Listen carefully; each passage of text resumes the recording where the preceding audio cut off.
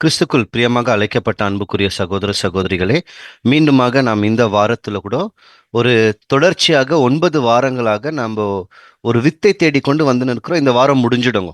ஸ்திரீயின் with, யாரந்தை with இந்த வாரம் நம்மளுக்கு நிறைவுக்கு வரும். எங்கத்துல இருந்து நம்ம பார்த்துன்னு இருக்கிறோம்னா, ஆதி ஆகமத்திலேருந்து பார்த்துன்னா அதே மாதிரி அவருடைய திட்டத்தையும் படிச்சு கொண்டு வந்து நிற்கிறோம்.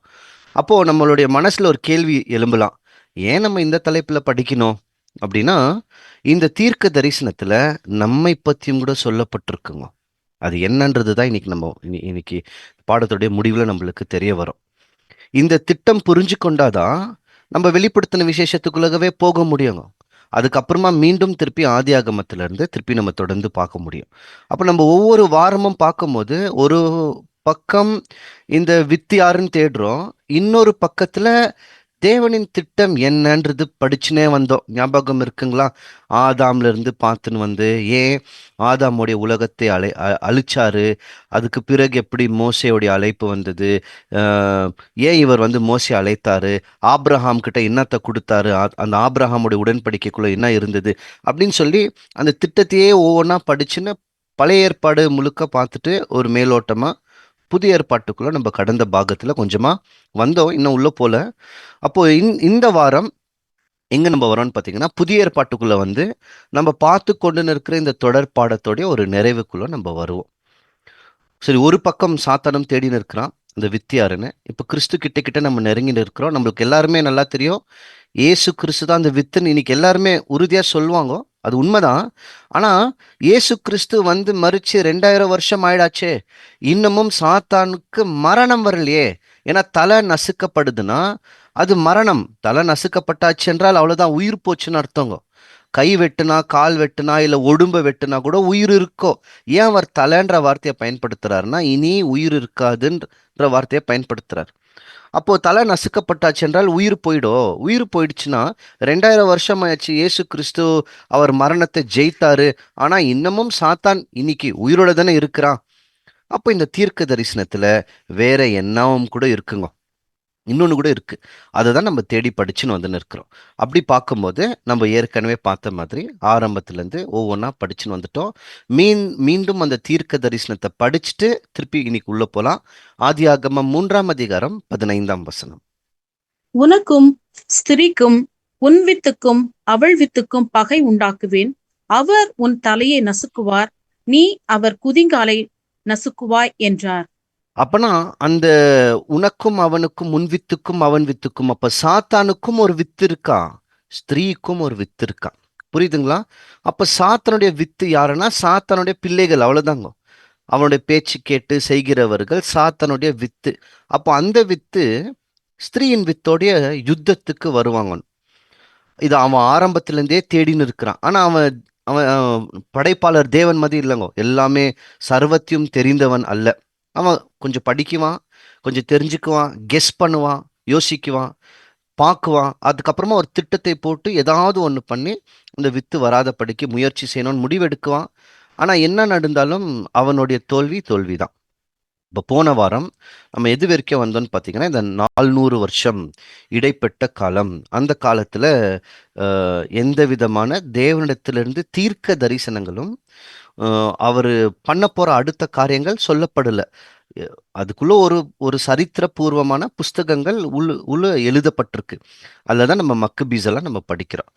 இப்போ இந்த 400 வருஷமான ஒரு அமைதலுக்கு பிறகு ஒரு சத்தம் கேட்குது. புதிய ஏற்பாட்டில் முதல் முதல் பிறக்கிறதுக்கு முன்னாடின்னு கூட சொல்லாங்க. பிறக்கிறதுக்கு முன்னாடியே பரிசுத்தாவினால் ஒரு ஒரு வல்லமையுடன் இவர் இருக்குவார். இவர் யாரு? முதல் நபர் இவர் தான், யோவான் ஸ்நானகர். ஆமாங்க. இயேசு கிறிஸ்து பிறக்கிறதுக்கு 6 மாசத்துக்கு முன்னாடியே இவர் இவர் பிறந்துடுறாரு. கிறிஸ்து உருவாகிறதுக்கு 6 மாசத்துக்கு முன்னாடி இவர் உருவாயிடுறாரு அவருடைய அம்மாவுடைய வயிற்றுக்குள்ள. அப்போ இவரை பத்தின தீர்க்க தரிசனம் என்ன சொல்லுதுன்னா, லூக்கா 1ஆம் அதிகாரம் 15ஆம் வசனம். அவன் கர்த்தருக்கு முன்பாக பெரியவனாயிருப்பான், திராட்சரசமும் மதுவும் குடியான், தன் தாயின் வயிற்றிலிருக்கும் போதே பரிசுத்த ஆவியினால் நிரப்பப்பட்டிருப்பான். எப்படிங்களா? யோவான் ஸ்நானகர் தாயின் வயிற்றில் இருக்கும்போதே பரிசுத்தாவினால் நிரப்பப்பட்டிருக்குவார். இப்போ இந்த செய்தி வந்து கப்ரேல் தூதன் அவருடைய அப்பாவுக்கு சொல்லியாயிடுச்சு. இந்த விஷயம் எல்லாருக்குமே தெரிய வருது, அவருடைய அப்பாவுக்கும் தெரிய வருது. நிச்சயமா இந்த பிரபஞ்சத்தின் அதிபதி அவனுக்கும் தெரியும். இப்போ அவனுக்கு சிக்கல் என்னன்னா, யார் அந்த வித்துன்னு பாருங்க. இப்படிதான் தேவன் சொன்ன மாதிரி தான் மண்ணை தான் நக்குறான். அப்போ இங்க யாரோ ஒருத்தவங்க பிறக்க போறாங்க. ஆனா இவர் பிறக்கும் போதே வயித்துல இருந்தே பரிசுத்தாவி இருக்கிற மாதிரி சொல்லப்பட்டிருக்கே அப்படின்னு யோசிச்சுன்னு இருக்கும்போது 6 மாசம் கழிச்சு இன்னொரு செய்தி இன்னொரு ஸ்திரீக்கு வருது. அது யாருன்னு பார்த்தீங்கன்னா, மரியாளிடத்திலையும் ஒரு செய்தி வரப்படுது. இதுவும் நம்மளுக்கு நல்லா தெரியும். அங்க ஒரு உறுதிப்பூர்வமான சில வார்த்தைகள் சொல்லப்படும். இதுல அவன் வந்து கண்டுபிடிச்சிடுறான். இவர் தான் வித்துன்ட்டு. ஒரு 2, 3 வசனத்தை வாசிக்கலாம். லூக்கா 1 29 அவளோ அவனைக் கண்டு அவன் வார்த்தையினால் கலங்கி, இந்த வாழ்த்துதல் எப்படிப்பட்டதோ என்று சிந்தித்துக் கொண்டிருந்தாள். புரியுது இல்லைங்களா? கப்ரியேல் தூதன் வந்து சொல்றாங்க, இந்த மாதிரி உனக்கு ஒரு குழந்தை பிறக்க போகுதுன்னா, இவங்க கலங்கிட்டாங்க. எனக்குன்னா திருமணமே ஆகலையே. அப்போ எனக்கு எப்படி குழந்தை பிறக்கும் அப்படின்னு கலங்கி யோசிச்சுன்னு இருக்கும்போது, சில வசனங்கள் முன்னாடி வந்தா, அங்க வந்த தூதன், இங்க கப்ரியேல் தூதன் மரியாளுக்கு ஒரு செய்திய குடுக்குறாங்க. அதுல என்னன்னா, அவர் பெரியவராய் இருப்பார். யாரு? அவரு பிறக்க போறவர், கிறிஸ்து. உன்னதமானவருடைய குமாரன் எண்ணப்படுவார். பாருங்க, இதுதான் முக்கியமான விஷயம். இவர் உன்னதமான குமாரன் சொல்லிட்டு இது மட்டும் இல்ல. கர்த்தராகிய தேவன் அவருடைய பிதாவாகிய தாவீதின் சிங்காசனத்தை அவருக்கு கொடுப்பார். ராஜாக்களே கிடையாதுங்க. கடைசியாக யூதா கோத்திரத்தில் ஜிதேக்கியா அரசாட்சி பண்ணுவார், நேபுகாத் நேச்சர் ராஜா காலத்துல. அதுக்கு பிறகு ராஜாக்களே கிடையாது. இப்போ வர இந்த வாழ்த்துதல்ல என்னவும் சொல்லப்படுதுன்னா, இவர் பிறக்க போகிறவர் உன்னதமானவருடைய குமாரன் வேற எண்ணப்படுவாரு. அவருக்கு என்ன கொடுக்கப்படுதுன்னு பாத்தீங்கன்னா, தாவீதோடைய சிங்காசனத்தை அவருக்கு கொடுக்குறாருன்னா, அப்ப தெளிவா தெரியுது ஒரு ராஜா பிறக்க போறாரு. எப்படி அப்படின்னா, ஒரு 2 தீர்க்க தரிசனத்தை உங்களுக்கு நான் காமிக்கிறேன். எசேக்கியேல் 21 போனா இந்த தீர்க்க தரிசனம் அங்கு சொல்லப்பட்டிருக்கும். வாசிக்கலாம். அதை கவிழ்ப்பேன், கவிழ்ப்பேன், கவிழ்ப்பேன். உரிமைக்காரரானவர் வருமட்டும் அது இல்லாதிருக்கும். அவருக்கே அதை கொடுப்பேன் என்று கர்த்தராகிய ஆண்டவர் சொல்லுகிறார். இது என்ன நடக்குதுன்ற சம்பவம் சொல்றாங்க. எசேக்கியேல் தீர்க்கதரிசி இருக்கிறார். எசேக்கியேல் என்ன பண்றாருன்னா, அந்த ஜிதேக்கியா ராஜாவை சந்திக்கிறதுக்கு போறார். ஜிதேக்கியா ராஜா யாருன்னா, யூதா பகுதியை அரசாட்சி செய்துன்னு இருக்கிற கடைசி ராஜா, மோசமான ராஜா, தேவனுக்கு விரோதமா செய்துன்னு இருக்கிற ராஜா. இதுக்கப்புறமா ராஜாக்களே இல்ல, இதோட முடிஞ்சிடும். அப்போ எசேக்கியேல் போய் என்ன சொல்றாருன்னா, உன் பாகையை கழட்டி போடு, இனி முன் போல் இருக்காது. அதாவது உனக்கு ஒரு கிரீடத்தை கொடுத்திருக்கிறார் பாரு, ராஜான்ற கிரீடம், அதை கழட்டிடு. இனி முன் போலனா இனி ராஜாக்களே இருக்க மாட்டாங்க, முன்னாடி மாதிரி இருக்காது. இனி முன்போல் இருக்காது. கவிழ்ப்பேன், கவிழ்ப்பேன், கவிழ்ப்பேன். எருசலேம் நெபுகாத் நேச்சர் ராஜா வந்து கவிழ்க்க போறார். அதுதான் அதோடைய அர்த்தம். நம்மளுக்கு சரித்திரத்துல நிறைய தடவை வந்திருந்தாலும் மிக முக்கியமான 3 அட்டாக் பண்ணுவார் ஜெருசலேம் மேல. அதனால தான் கவிழ்ப்பேன், கவிழ்ப்பேன், கவிழ்ப்பேன் 3 தடவை கூட சொல்லப்பட்டிருக்குன்ற ஒரு சின்ன குறிப்பு. இப்போ வந்து எருசலேமை இவர் பிடிச்சிறார். அதான் இவர் சொல்லிட்டு என்ன முடிக்கிறாருன்னா, உரிமைக்காரரானவர் வருமட்டும் அது இல்லாதிருக்கும். எது? பாகைய கழட்டு, உன் கிரீடத்தை எடுத்துருன்னு சொல்றாரு இல்லைங்களா? அந்த கிரீடம், ராஜரீகம் இருக்காது. யார் வரணும்? உரிமைக்காரனானவர் வரணும். அந்த உரிமைக்காரர் யாரு? அத்தான் முந்தின வசனத்தை படித்தோம். அவர் உன்னதமானவருடைய குமாரன் என்று எண்ணப்படுவார், தாவீதின் சிங்காசனம் அவருக்கு தருவார். அப்ப இவர் தாங்க அந்த உரிமைக்காரர். இவர் வந்துட்டாருன்னா என்ன வரும்னு பாத்தீங்கன்னா, ராஜரீகம் மீண்டும் வரும். அதுதான் இங்க சொல்லியிருக்கார். ஆனா இந்த விஷயத்தை வச்சு சாத்தான் கண்டுபிடிச்சானா என்னன்னு தெரியல. ஒரு வசனம் இருக்கு, ஒண்ணு இல்லைங்க, பல வசனம் இருக்கு பழைய ஏற்பாட்டுல. தாவீதோடைய சந்ததியில இருந்து தான் அந்த வித்து வரும்னு ஒரு நிறைய தீர்க்க தரிசனம் எழுதப்பட்டிருக்கு. நான் ஒரே ஒரு தீர்க்க தரிசனம் உங்களுக்கு தமிழ்லையும் ஆங்கிலத்திலும் காமிக்கிறேன், கவனத்துடன் கேளுங்க. 2 சாமுவேல் 7 அதிகாரம் 12 உன் நாட்கள் நிறைவேறி நீ உன் பிதாக்களுடைய நித்திரை பண்ணும் பொழுது நான் உனக்கு பின்பு உன் கற்ப பிறப்பாகிய உன் சந்ததியை எழும்ப பண்ணி அவன் ராஜ்யத்தை நிலைப்படுத்துவேன். இது யாருக்கு சொல்றாருன்னா, தாவீதுக்கு சொல்றாருங்க. என்னன்னா, உன் ராஜ்யத்தை நான் நிலப்படுத்துவது. யார் வருதுன்னா, இயேசு கிறிஸ்து வருவார். இது தமிழ்ல சந்ததின்னு இருக்கு. நீங்க ஆங்கிலத்துல பாத்தீங்கன்னா வித்துன்னே இருக்கும், சீடுன்னு இருக்கும் உனக்கு பின்னாடி. ஏன்னா சந்ததின்ற இன்னொரு வார்த்தை என்னன்னு பாத்தீங்கன்னா வித்து. சரி, அப்போ கிறிஸ்து வராருன்னு கண்டுபிடிச்சாச்சு. அவர் தாவீதோடைய சிங்காசனத்துல வேற போய் உட்காராருன்ற விஷயம் தெரியும். ஆனா பாருங்களேன், ஏன் யோசேஃபையும் மரியாளையும் தேர்ந்தெடுத்தாரு? அன்னைக்கு அவ்வளோ யூதர்கள் இருந்தாங்க இல்லைங்களா? ஏன் இவங்கள மட்டும் குறிப்பா தேர்ந்தெடுக்கணும்? இதுக்கு ஒரு பெரிய காரணம் இருக்கு. இன்னைக்கு நான் தனியா படிக்கணும் இவங்க 2 பேரை மட்டும். நான் ஒரு சின்ன குறிப்பு மட்டும் கொடுக்குறேன். யோசேப்பும் மரியாளும் நியாயப்பிரமாணத்தை நிறைவேற்றுறதுக்கு ரொம்ப முயற்சி பண்ணவர்கள். அவங்க புதிய ஏற்பாட்டுல யோசேப்பை நீதிமான் என்று சொல்லப்பட்டிருக்கும் நம்மளுக்கு. எப்படி புரிஞ்சுக்கலாம்னா, இவங்களால முடிஞ்ச அளவுக்கு நான் உண்மையாக தேவனிடத்தில் வாழணும். அடுத்து பழைய ஏற்பாட்டு சட்டத்துல என்ன இருந்ததுன்னா, உங்களுக்கு குழந்தை பிறந்தாச்சுன்னா அந்த குழந்தைய நீங்க எப்படி வளர்க்கணும்னு சொல்லி கொடுத்தாரு. நீங்கள் உட்காரும் போதும், வழியில் போகும் போதும், படுக்கும் போதும், நீங்க என்ன பண்றீங்களோ அது பண்ணும்போது தேவனுடைய வார்த்தையை சொல்லி கொடுத்து வளர்க்கணும் அப்படின்னு அவங்களுக்கு கட்டளை இருந்தது. அப்போ நல்லா யோசிங்க, இயேசு கிறிஸ்துவுக்கு ஒரு வசனம் என்ன சொல்லப்பட்டிருக்குன்னா, அவர் ஞானத்திலையும் தயவிலையும் அதிக அதிகமா வளர்ந்தார்னு இருக்கும். அதாவது கிறிஸ்து வளரும் போதே அவர் கூட ஞானமும் வளர்ந்துனே வந்துச்சான். அப்ப என்ன மாதிரி பெற்றோர்களை தேர்ந்தெடுத்தார் தெரியுங்களா? பெற்றோர்கள்னா ஒரு பக்கம் மரியாள், இன்னொருத்தவங்க வந்து வளர்க்கணும். 2 பேருக்குமே தெய்வ பக்தி இருக்கணும். அடுத்து இந்த குழந்தை கிறிஸ்துவ வளர்க்கும் போதே நியாயப்பிரமாண சட்ட திட்டங்களை சொல்லி கொடுத்தே வளர்க்கணும். அவங்க முதல் பயப்படுவர்களா இருக்கணும். இந்த மாதிரி ஒரு குடும்பத்தை தான் பார்த்திருக்கிறார். இதுக்கு நிறைய வசன ஆதாரங்கள் இருக்குங்க. இன்னும் கொஞ்சம் முன்னாடி போலாம். யோசேஃபை குறித்து சொல்லும் போது வாசிக்கலாம். மத்தேயு 1:19 வசனம். அவள் புருஷனாகிய யோசேப்பு நீதிமானாயிருந்து அவளை அவமானப்படுத்த மனதில்லாமல் ரகசியமாய் அவளை தள்ளிவிட யோசனையாயிருந்தான். இந்த வசனத்தை கொஞ்சம் கவனிச்சா கொஞ்சம் முரண்படுற மாதிரி இருக்குங்க.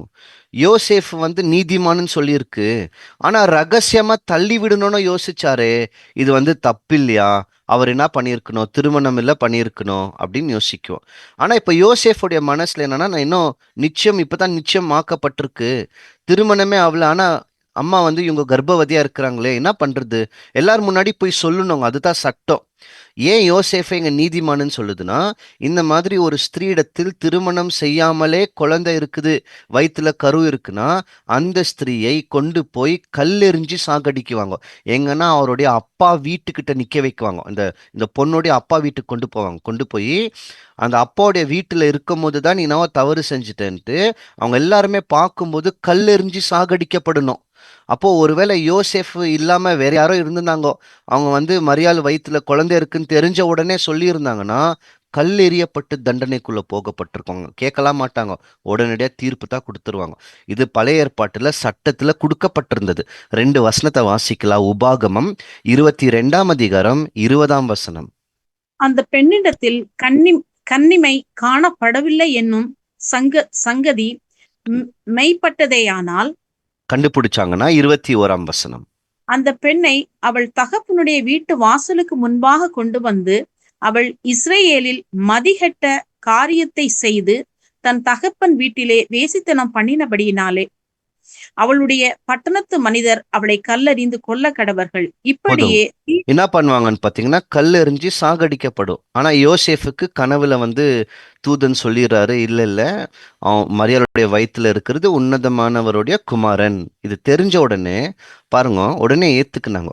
ஏன்னா கிறிஸ்து பிறக்கிற அந்த காலகட்டத்துல நிறைய பேர் என்ன தெரியுங்களா யோசிச்சுன்னு இருந்தாங்க. ஏன்னா அவங்களுடைய மனசுல இருந்ததுன்னா, மேசியா எங்க பிறக்குவாரு, மேசியா எங்க பெருக்குவார், மேசியாவே எதிர்பார்த்துன்னு இருந்தாங்க.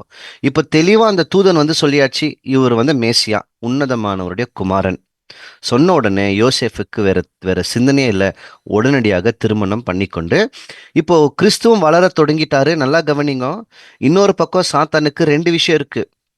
ஒண்ணு, கிறிஸ்து உன்னதமானவருடைய குமாரன், இவரும் பரிசுத்தாவினால் பிறந்திருக்கிறாரு. இன்னொரு பக்கத்துல யோவான் ஸ்நானகர் இருக்கிறாரு, அவர் பிறக்கும் போதே பரிசுத்தாவி அவர் கூடவே இருக்கு, வல்லமை உடனே தான் இருக்கிறாரு. இப்ப 2 பேர் இருக்கிறாங்க, ஆனா வித்து ஒருத்தவங்கள தான் இருக்க முடியும், யாருன்னு தெரியாது. ஆனா அவன் யோசிக்கிறான். என்ன பண்றான்னு பாத்தீங்கன்னா, இங்க இந்த இந்த இந்த இடத்துல நான் கொஞ்சம் நிதானமா போறேன், நல்லா கவனிங்க. இப்போ சரியாக மரியாள் அந்த பிரசவ நேர நேரம் வந்திருக்கிற அந்த தருணத்துல உடனடியாக ஒரு ஆள் தொகை எடுக்கிறாங்க, எண்ணிக்கை, மக்கள் எண்ணிக்கை சென்சஸ் எடுக்கிறதுக்கு. அன்னைக்கு இருந்த அகஸ்து ராயன் கட்டளை போட்டார், யார் யார் இருக்கிறீங்களோ தாவீதோடைய ஊருக்கு நீங்க போங்க, பட்டணத்துக்கு போங்கன்னு. உடனே இப்போ யோசேஃபும் தாவீதோடைய சந்ததியில தானே இருக்கிறாருங்க. இப்போ நேரா எங்க போக தொடங்குறாருன்னா தாவீதோடைய ஊருக்கு போக தொடங்குறார், பெத்லஹேமுக்கு போன. இப்போ போகும்போது அங்க நம்மளுக்கு நல்லா தெரியும், அஹ், வீட்டுல அவங்களுக்கு இடம் இல்லை, சத்திரத்தில் இடம் இல்லை. சத்திரம் எல்லாம் நிரம்பி இருக்கு. ஏன் நிரம்பி இருக்குன்னா, நிறைய பேர் வந்திருக்கிறாங்களே, எல்லாருமே மக்கள் தொகை எண்ணிக்கை இடணும்னா, சென்சஸ் எடுக்கணும்னா அந்த இடமே நிரம்பி இருக்கு. எங்கேயுமே இடம் இல்லை சத்திரத்துல. இந்த சத்திரம்னா என்னன்னு கூட தனியா பார்க்கணும், ஆனா இன்னைக்கு வேண்டாம். இப்போ ஒரு கேள்வி, நல்லா கவனிங்க கேள்வி: இயேசு கிறிஸ்து எங்க பிறந்தார் அப்படின்னா சிலர் நம்மளுக்கு தெரியும். ஆனா இன்னைக்கும் பலர் நம்ம என்ன யோசிக்குவோம்னா, அவர் ஒரு மாட்டு தொழுவத்துல முன்னணியில தான் பிறந்தாரு, ஒரு ஸ்டேபிள் அப்படின்னு ஆங்கிலத்துல சொல்லலாம். ஆமா இல்லைங்களா? ஒரு மாட்டு தொழுவத்துல தான் அவர் பிறந்தாரு. அதனாலதான் இன்னைக்கு கூட டிசம்பர் மாதத்துல கிரிப், அந்த அதே மாதிரி சில உருவகமெல்லாம் செய்து இயேசு கிறிஸ்து மாட்டு தொழுவத்தில் பிறந்தார் அப்படின்னு சொல்றது உண்டு. ஆனா இல்லைங்க, அவர் மாட்டு தொழுவத்துல பிறக்கல. அவர் எங்க தெரியுங்களா பிறந்தாரு? வசனத்தை வாசிக்கலாம், விளக்கத்தை சொல்ற லூக்கா 2 அதிகாரம் 7 வசனம். அவள் தன் முதற்பேறான குமாரனை பெற்று சத்திரத்திலே அவர்களுக்கு இடம் இல்லாதிருந்தபடியினால் பிள்ளையை துணிகளில் சுற்றி முன்னணையிலே கிடத்தினாள். அந்த வசனத்தை கவனிச்சிங்களா? தன் முதல் பேரான குமாரனை பெற்று, அதாவது இயேசு கிறிஸ்து பிறந்தாயிற்றுது. இப்போ அந்த குழந்தைய எடுத்துன்னு போய் சத்திரத்துல பாக்குறாங்க, எங்கன்னா இடம் இருக்கான்னு. அந்த குழந்தைய வைக்கிறதுக்கு சத்திரத்துல இடம் இல்லாததுனால மாட்டு தொழுவத்துடைய முன்னணியில கெடுத்துறாங்க. புரியுதுங்களா? இயேசு கிறிஸ்து மாட்டு தொழுவத்துல வைக்கப்பட்டாரே தவிர எங்க பிறந்தாரு, அவர் எங்க பிறந்தாருன்னு கூட ரெக்கார்டு இல்லை நம்மளுக்கு. அதாவது எப்படி நம்ம யோசிக்கலாம்னா, இவங்க வரும்போதே தான் எங்கேயோ பிறந்திருக்கணும். ஆனா கிறிஸ்து எங்கேயோ வர வழியில தான் பிறந்திருக்கணும். எங்கன்னு சொல்லலங்க, எங்கன்னு காமிக்கல. என்ன புரிஞ்சுக்கலாம் தெரியுங்களா? உலகத்தையே ஆளக்கூடியவர் தாழ்த்தின நிலைமை. என்ன நிலைமைனா, நான் பிறந்த இடம் கூட தெரியல. பிறந்த ஊரு, இவர் போய் வளர்ந்த இடம் நாசரேத்து. நாசரேத்துல இருந்து ஏதாவது நன்மை வருமான்ட்டு. மரியாளும் யோசேஃபு அவங்களாம் ரொம்ப வசதி இல்லை, ஏழை மக்கள். அவங்க பலி செலுத்துறதுக்கு, ஆடு வாங்குறதுக்கு கூட பணம் பற்றாக்குறை இருந்த தொட்டு தான் ஒரு ஜோடி புறாவை இவங்க பலியா செலுத்துவாங்க. இப்போ பிறந்த ஊரும் இப்படி, பிறந்த இடமும் தாழ்மை, வளர்ந்த இடமும் தாழ்மை, பெற்றோர்கள் குடும்பமும் தாழ்மை, கூட இருக்கிற சீசர்கள்லாம் படிப்பறிவுல குறைந்தவர்களா இருக்கிறாங்க, மீன் பிடிக்கிறவர்கள், கலீலியர்கள். அப்ப பாருங்க, கிறிஸ்து எந்த அளவுக்கு தன்னை முழுவதும் தாழ்த்தி இருக்கிறாரு. இந்த மனநிலைமை நம்மளுக்கு வரணும். நம்மளுக்கு இன்னைக்கு எல்லாமே இருக்கு, ஆனா எல்லாமே இருக்குன்ற மேட்டு மேல தான் நம்ம இன்னைக்கு நிறைய பேர் ஓடின்னு இருக்கிறோம். எல்லாமே இருந்தும் நமக்காக தன்னை முழுவதும் தாழ்த்தினாரா, வெறுமையானாரா? சரி, திருப்பி பாடத்துக்குள்ள வரலாம். இப்போ கிறிஸ்து எங்க பிறந்தார்? உறுதியா சொல்லலாம், மாட்டு தொழுவத்துல அல்ல. இப்போ இவனுக்கு நல்லா தெரியுது, வித்து பிறந்தாச்சு. இப்ப அடுத்த கட்டம் என்ன? வித்தை சாகடிக்கணும். அவன் எடுக்கிற முதல் முயற்சி என்ன நடக்குதுன்னு பாத்தீங்கன்னா, கிழக்குல இருந்து சில ஞானவான்கள் வராங்க, மேஜாயிஸ்ன்னு சொல்றோங்க. இவங்கள ஜோராஸ்டர்ஸ்ன்னு சொல்றது கூட உண்டு. பாபிலோனியர்கள் இருந்தாங்க இல்லைங்களா, தானியல் போனார் பாருங்க பாபிலோன். தானியலோடைய தீர்க்க தரிசனத்தை படிச்சு கூட இவங்க அந்த புரிதல்ல வந்திருக்கலாம் அப்படின்ட்டு கூட இன்னைக்கு சில சில கண்டுபிடிப்புகள் சொல்லப்படுது. ஏன்னா தானியல் இயேசு கிறிஸ்து பிறக்கிற காலப்பகுதி, 70 வாரம் தீர்க்க தரிசனம் அதெல்லாம் சொல்லி வைத்திருக்குவாரு. ஆனா இவங்க எதை வச்சு கண்டுபிடிக்கிறாங்கன்னா, ஒரு பெரிய நட்சத்திரம். அப்போ இவங்களுக்கு ஏதோ ஒன்று தெரிஞ்சிருக்கு, இந்த நட்சத்திரம் வந்ததுன்னா இந்த இடத்துல ஒரு ராஜா யூதர்களுக்கு என்று பிறக்கணும், அதோ குறிப்பா யூதர்களுக்கு ராஜா பிறக்கணும்ன்றது விஷயம் நல்லா தெரியும். இப்போ அந்த தெரிஞ்சுதான் இவங்க வராங்க.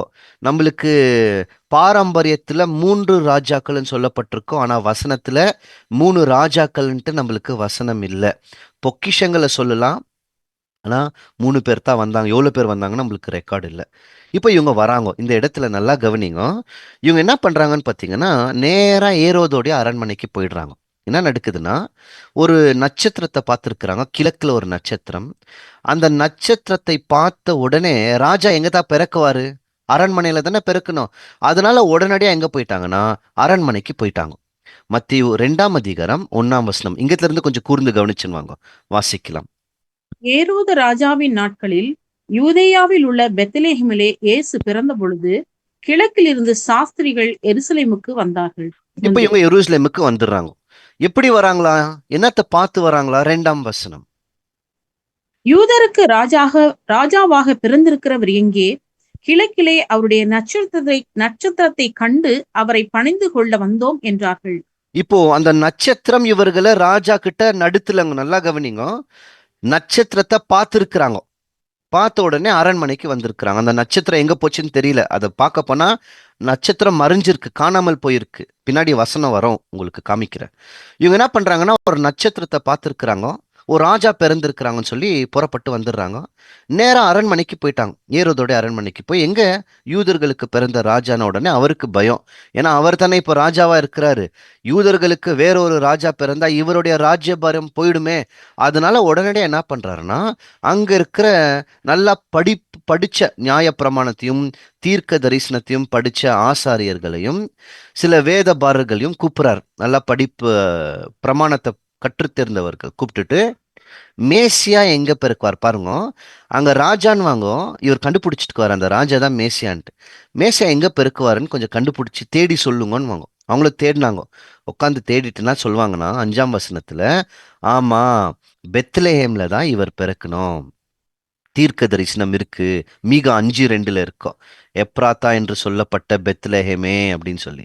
அப்ப இவனா கண்டுபிடிச்சிடறாங்கன்னா, ஆமா, இந்த மேசியா எந்த இடத்துல பிறக்கணும்னா பெத்லஹேம்ல தான் பிறக்கணும்னு சொல்லியாச்சு. இப்போ ராஜாவோடைய காதுக்கு இயேசு கிறிஸ்து பிறக்க போறாருன்ற செய்தி வந்துச்சுங்களா? இப்போ வந்த உடனே ஏரோது என்ன பண்றாருன்னா, சரி, இந்த கிழக்குல இருந்து ஞானவான்களை கூப்பிடுறாரு. வா வா கூப்பிட்டுட்டு, அந்த நட்சத்திரத்தை நீங்க எப்போ பார்த்தீங்கன்னு கேட்கிறாரு பாருங்க.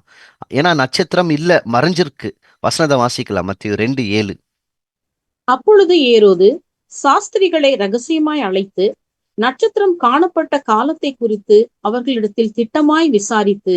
அப்படின்னா எப்போ நட்சத்திரம் வந்திருக்கு, அந்த நட்சத்திரம் வந்திருக்கு, பார்த்துட்டு வந்துட்டாங்க. இப்போ இல்ல. சரி, எப்போ வந்துச்சு அதுன்னு கேட்டுட்டு அந்த கணக்கெல்லாத்தையும் வைத்து இவர் கண்டுபிடிச்சு வைக்கிறார். ஓ, குழந்தை பிறந்திருக்கணும்னு யோசிச்சுட்டு என்ன சொல்றாருன்னா, சரி, நீங்க போங்க, போய் அந்த குழந்தை எங்க நீங்க கண்டுபிடிச்சிட்டு வந்து எனக்கு சொல்லுங்க. இதெல்லாம் உங்களுக்கு தெரிஞ்ச விஷயம் தான், ஆனா இதுல ஒரு சின்ன விஷயம் இருக்கு. வந்து சொல்லுங்க எனக்கு. நீங்க சொல்லிட்டீங்கன்னா நானும் அந்த குழந்தைய போய், ஏன்னா ராஜாவாச்சே, பணிந்து கொள்றேன் அப்படின்னு சொல்லி இவர் ஒரு திட்டத்தை போட்டார். இவருடைய மனசு அது இல்ல, குழந்தைய சாகடிக்கணும். அதான் இந்த ராஜாவுடைய மனசு. இப்போ இவங்க வெளியே வராங்க பாருங்க. இவங்க வெளியே வந்த உடனே ஒரு நட்சத்திரத்தை பார்த்தாங்க இல்லைங்களா கிழக்குல. அது எப்போ வந்ததுன்னு தெரியல. ஏன்னா இவரே கேட்கிறாரு, எப்போ அந்த நட்சத்திரம் வந்தது கொஞ்சம் சொல்லுங்களா கேட்கிறாங்க. இப்போ அவர்கள் பார்த்த அந்த நட்சத்திரம் திருப்பி வருது. 9 வசனம். ராஜா சொன்னதை அவர்கள் கேட்டு போகையில், இதோ, அவர்கள் கிழக்கிலே கண்ட நட்சத்திரம் பிள்ளை இருந்த ஸ்தலத்தின் மேல் வந்து நிற்கும் வரைக்கும் அவர்களுக்கு முன் சென்றது. இந்த வசனத்தை மறக்காதீங்க. பின்னாடி ஒரு சின்ன கேள்வி இருக்கும், ஞாபகம் வச்சுக்கோங்க. நான் திருப்பி சொல்றேன். ஏரோதோடைய அரண்மனையை விட்டு வந்த உடனே அவர்கள் கிழக்கில் கண்ட அதே நட்சத்திரம் மீண்டும் இவர்களுக்கு தோன்றி பிள்ளை இருக்கிற இடம் வரைக்கும் நிற்காமல் இவர்களை வழி நடத்தி கொண்டு வந்து நிக்க வச்சுச்சு. சரி, ஆயிடுச்சா? இப்போ இவங்களோ பார்த்துட்டாங்க, குழந்தைய பார்த்தாச்சு, கிறிஸ்துவ பார்த்துட்டாங்க. இப்போ இவங்க திருப்பி என்ன ஆகணும்னு பார்த்தீங்கன்னா, இவங்க திருப்பி புறப்பட்டு ஏரோது கிட்ட போறதுக்கு முடிவெடுக்கிறாங்க. ஆனா முடிவெடுக்கும் போது அந்த ஒரு தூதன் மீண்டும் இவர்களுடைய கனவுல தோன்றி, நீங்க ஏரோது கிட்ட போகாதீங்கோ, எங்க போங்கோ, நீங்க வேற வழியா போங்கன்னு சொல்லிட்டார். இவங்களும் என்ன பண்றாங்கன்னா, ஏரோது கிட்ட போறதுல வேற வழியா போயிடுறாங்க. ஏரோது காத்து காத்து பார்த்துட்டு இவங்க வராததை தெரிந்து 2 வயசுக்கு கீழே இருக்கிற பிள்ளைகள் எல்லாத்தையுமே, ஆண் பிள்ளைகளை சாகடி கட்டளை கொடுத்துட்றான். யோசேஃபுக்கும் அந்த தூதன் போய், நீ இந்த குழந்தைய எடுத்துக்கின்னு எகிப்துக்கு புறப்பட்டு போன்னு சொல்லியாச்சு.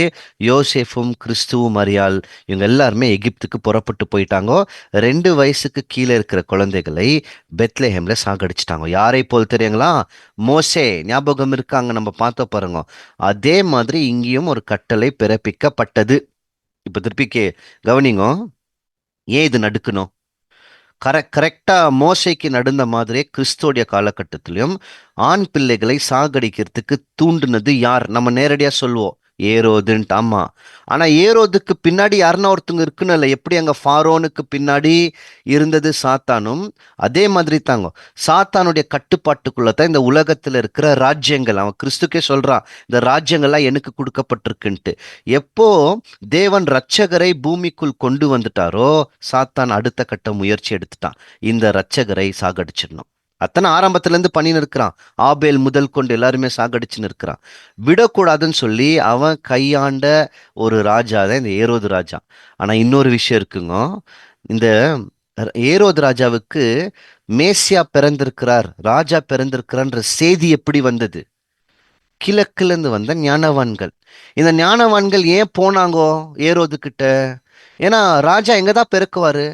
அங்கதான் பிறக்கணும், அரண்மனையில தான் பிறக்கணும். ஆனா அதுல என்ன விஷயம்னு பாத்தீங்கன்னா, இவங்க அரண்மனையை விட்டு வெளியே வந்த உடனே ஒரு நட்சத்திரம் வந்து இவர்களை குழந்தை எங்க இருக்குன்னு சொல்லி காட்டி கொடுத்துருக்கு. காட்டி கொடுத்துருக்கு. எந்த நட்சத்திரம் இது? என்ன நட்சத்திரம்? நம்ம உடனே பிழையாமுடைய தீர்க்க தரிசனத்துக்கு போயிடுவோம். யூதாவில் ஒரு நட்சத்திரம் தோண்டும். அது இது இல்லைங்க, அது வேற. அது தாவீதை குறித்து அவர் பேசியிருக்கார். அது கிறிஸ்துக்கும் வரும். கிறிஸ்து வந்து பிரகாசம் உள்ள விடிவெள்ளி நட்சத்திரம், அதுதான் அங்க பேசியிருக்காரு. இந்த நட்சத்திரம் வரும்னு சொல்லி பைபிள்ல நம்மளுக்கு தீர்க்க தரிசனமே கிடையாது. சரி, இது தேவன் அனுப்பின நட்சத்திரம்னே வச்சுக்கலாம், வேண்டாம். அப்ப இந்த நட்சத்திரம் என்ன பண்ணியிருக்கணும்? இந்த கிழக்குல இருந்து வந்த ஞானவான்கள் அரண்மனைக்கு போறதுக்கு முன்னாடியே வந்து அவங்கள நிக்க வைத்து அவங்கள குழந்தை இருக்கிற இடத்துக்கு வழி நடத்தி இருக்கணும். ஆனா என்ன பண்ணுச்சான்? நீ போய் ஏரோதுகிட்ட சொல்லு, அது வரைக்கும் நான் வெளியவே வரமாட்டேன், நான் மறைஞ்சிருக்குவேன். எல்லா செய்தி சொல்லி ஏரோதும் கொலை செய்யறதுக்கு திட்டம் தீட்டி தயாரான பின்பு அந்த காணாமல் போன நட்சத்திரம் இப்ப திருப்பி முன்னாடி வந்து நிக்குது. வா, குழந்தை எங்க இருக்கு, நான் காட்டி கொடுக்குறேன்னு. ஒருவேளை தூதன் மட்டும் வந்து கனவுல சொல்லனா, இவங்க போய் குழந்தை இருக்கிற இடத்த இவங்க சொல்லி கொடுத்துருக்குவாங்க. ஏரோதுக்கு இன்னார் இன்னார் இந்த இடம் தெளிவா தெரிஞ்சிருக்கும். அப்ப சாத்தான் எதை கூட பயன்படுத்துவான்? வானத்துல இருக்கிற வெளிச்சம். அது நம்மளுக்கு தமிழ்லையும் ஆங்கிலத்துல ஸ்டார் நட்சத்திரம்னு போட்டதுனால நம்ம என்ன பண்ண தொடங்கிட்டோம்னா, டிசம்பர்ல ஸ்டார் கட்ட தொடங்கிட்டோம். ஆனா அந்த ஸ்டார் இல்லைங்க இந்த ஸ்டார். ஏன்னா நட்சத்திரம் என்பது ஒரு பெரிய கிரகம். இன்னைக்கு நம்ம சூரியன் இருக்குது இல்லைங்களா, சூரியனே ஒரு நட்சத்திரம் தான். சன்னே ஒரு ஸ்டார் தான். அது நட்சத்திரம் இங்க அங்க போனாலும் நம்மளுக்கு பூமியில ஒன்றும் தெரியாது. அப்ப என்ன நடந்திருக்கணும்னா, ரெண்டு விஷயம் நடந்திருக்கணும். ஒன்று, ஏதாவது ஒரு வெளிச்சமான கோல் பிளானட் வந்து ஒரு இடத்துல இருந்து இன்னொரு இடத்துக்கு போயிருக்கணும், அதை இவங்க பார்த்துருக்கணும். அல்லது ஏதாவது ஒரு வெளிச்சத்தை வானத்தில் வைத்து இவன் வழி நடத்தி இருக்கணும். அதான் பவுல் ஒரு வசனத்தை சொல்வாரு, சாத்தானும் ஒளியின் தூதனுடைய வேஷத்தை தரித்து கொள்வானேன்ட்டு. ஏதோ ஒரு பெரிய ஒளின்ற வெளிச்சம் இவர்களை வழி நடத்தி கிறிஸ்துவர் இருக்கிற இடத்துல கொண்டு போய் காட்டி கொடுத்துருக்கிறது. புரியுதுங்களா? அது தெரியாம தான் இன்னைக்கு நட்சத்திரமும் நம்ம கொண்டாடின்னு இருக்கிறோம். ஆனா அது கிறிஸ்தவ கொலை செய்யறதுக்கு காட்டி கொடுத்த ஒரு கருவி. ஆனா அங்கேயும் என்ன நடந்தது? மண்ணை தான் நக்குனா. கிறிஸ்துவும் தப்பிச்சிடுறாரு. ஆனா இன்னொரு பக்கம் வந்து யோவான் ஸ்தானகர் அவருடைய பிரசங்கத்தை கொஞ்ச நாள்ல தொடங்கிட்டு இருக்குவாரு. அவர் சில வருஷம் ஆன பின்பு கிறிஸ்துவ தேவன் வந்து பாதுகாத்த வச்சுன்னு இருக்கார். ஒன்றும் நடந்திருக்காது. அவனும் பார்த்துனே வந்து இருக்கிறான். ரெண்டு பேர் இருக்கிறாங்க இல்லைங்களா, ஒரு பக்கம் கிறிஸ்துவும் பரிசுத்தாவி, இன்னொரு பக்கம் யோவானும் இருக்கிறார் பரிசுத்தாவி. ஆனா என்ன விசேஷம்னு பார்த்தீங்கன்னா, யோவான் ஸ்தானகருடைய பிரசங்கம் தொடங்கியிருக்கு. நிறைய மக்கள் யோவான் ஸ்தானகர்கிட்ட வர தொடங்கிட்டாங்க. இப்போ உடனே என்ன தெரியுங்களா பண்ணுவான்? அதுக்கு வசனம் நான் கொடுக்குறேன். யோவான் ஸ்தானகர் தான் மேசியாவன் கண்டுபிடிக்கிறதுக்கு சில பேர் அனுப்பிச்சு வச்சிருக்கோம். அவங்க வந்து யோவான்கிட்ட கேட்குவாங்க, நீர்தாவா வர இருக்கிற மேசியா நீர்தாவான்லாம் கேட்டிருக்குவாங்க. ஏன்னா யோவானுடைய குரல், அந்த சத்தம் எலியா மாதிரி இருந்ததாம். அவர் தனியா இருக்கிறாரு, ரொம்ப அதிகாரமா பேசுறாரு. அவர் சொன்னா ஜனங்கள் எல்லாருமே நடுங்குறாங்க. அந்த விரியன் பாம்பு குட்டிகளும் திட்டுனா அங்க இருக்கிற பரிசேயர்கள் அமைதியா போறாங்க. அந்த அதிகாரத்தோட யோவான் பேசின்கிறாரு. எலியானே நினைச்சுன்னு இருக்கிறாங்க நிறைய பேர், தீர்க்கதரிசின். அப்போ ஒரு நாள் என்ன ஆகுதுன்னு பாத்தீங்கன்னா, சில ஆலயத்துல இருந்து சில பேரை அனுப்பிச்சு வைக்கிறாங்க. இவர் வந்திருக்கிறவர், இவர் யாரு? இவர் தான் மேசியாவா இல்ல இவர் ஒரு தீர்க்கதரிசியான்னு போய் கண்டுபிடிச்சுன்னு வாங்கன்னு சொல்லி அனுப்புறாங்க. ஆனா அந்த காலகட்டத்துல எல்லாருமே மேசியாவை எதிர்பார்த்துன்னு இருந்தாங்க. லூக்கா 3:15.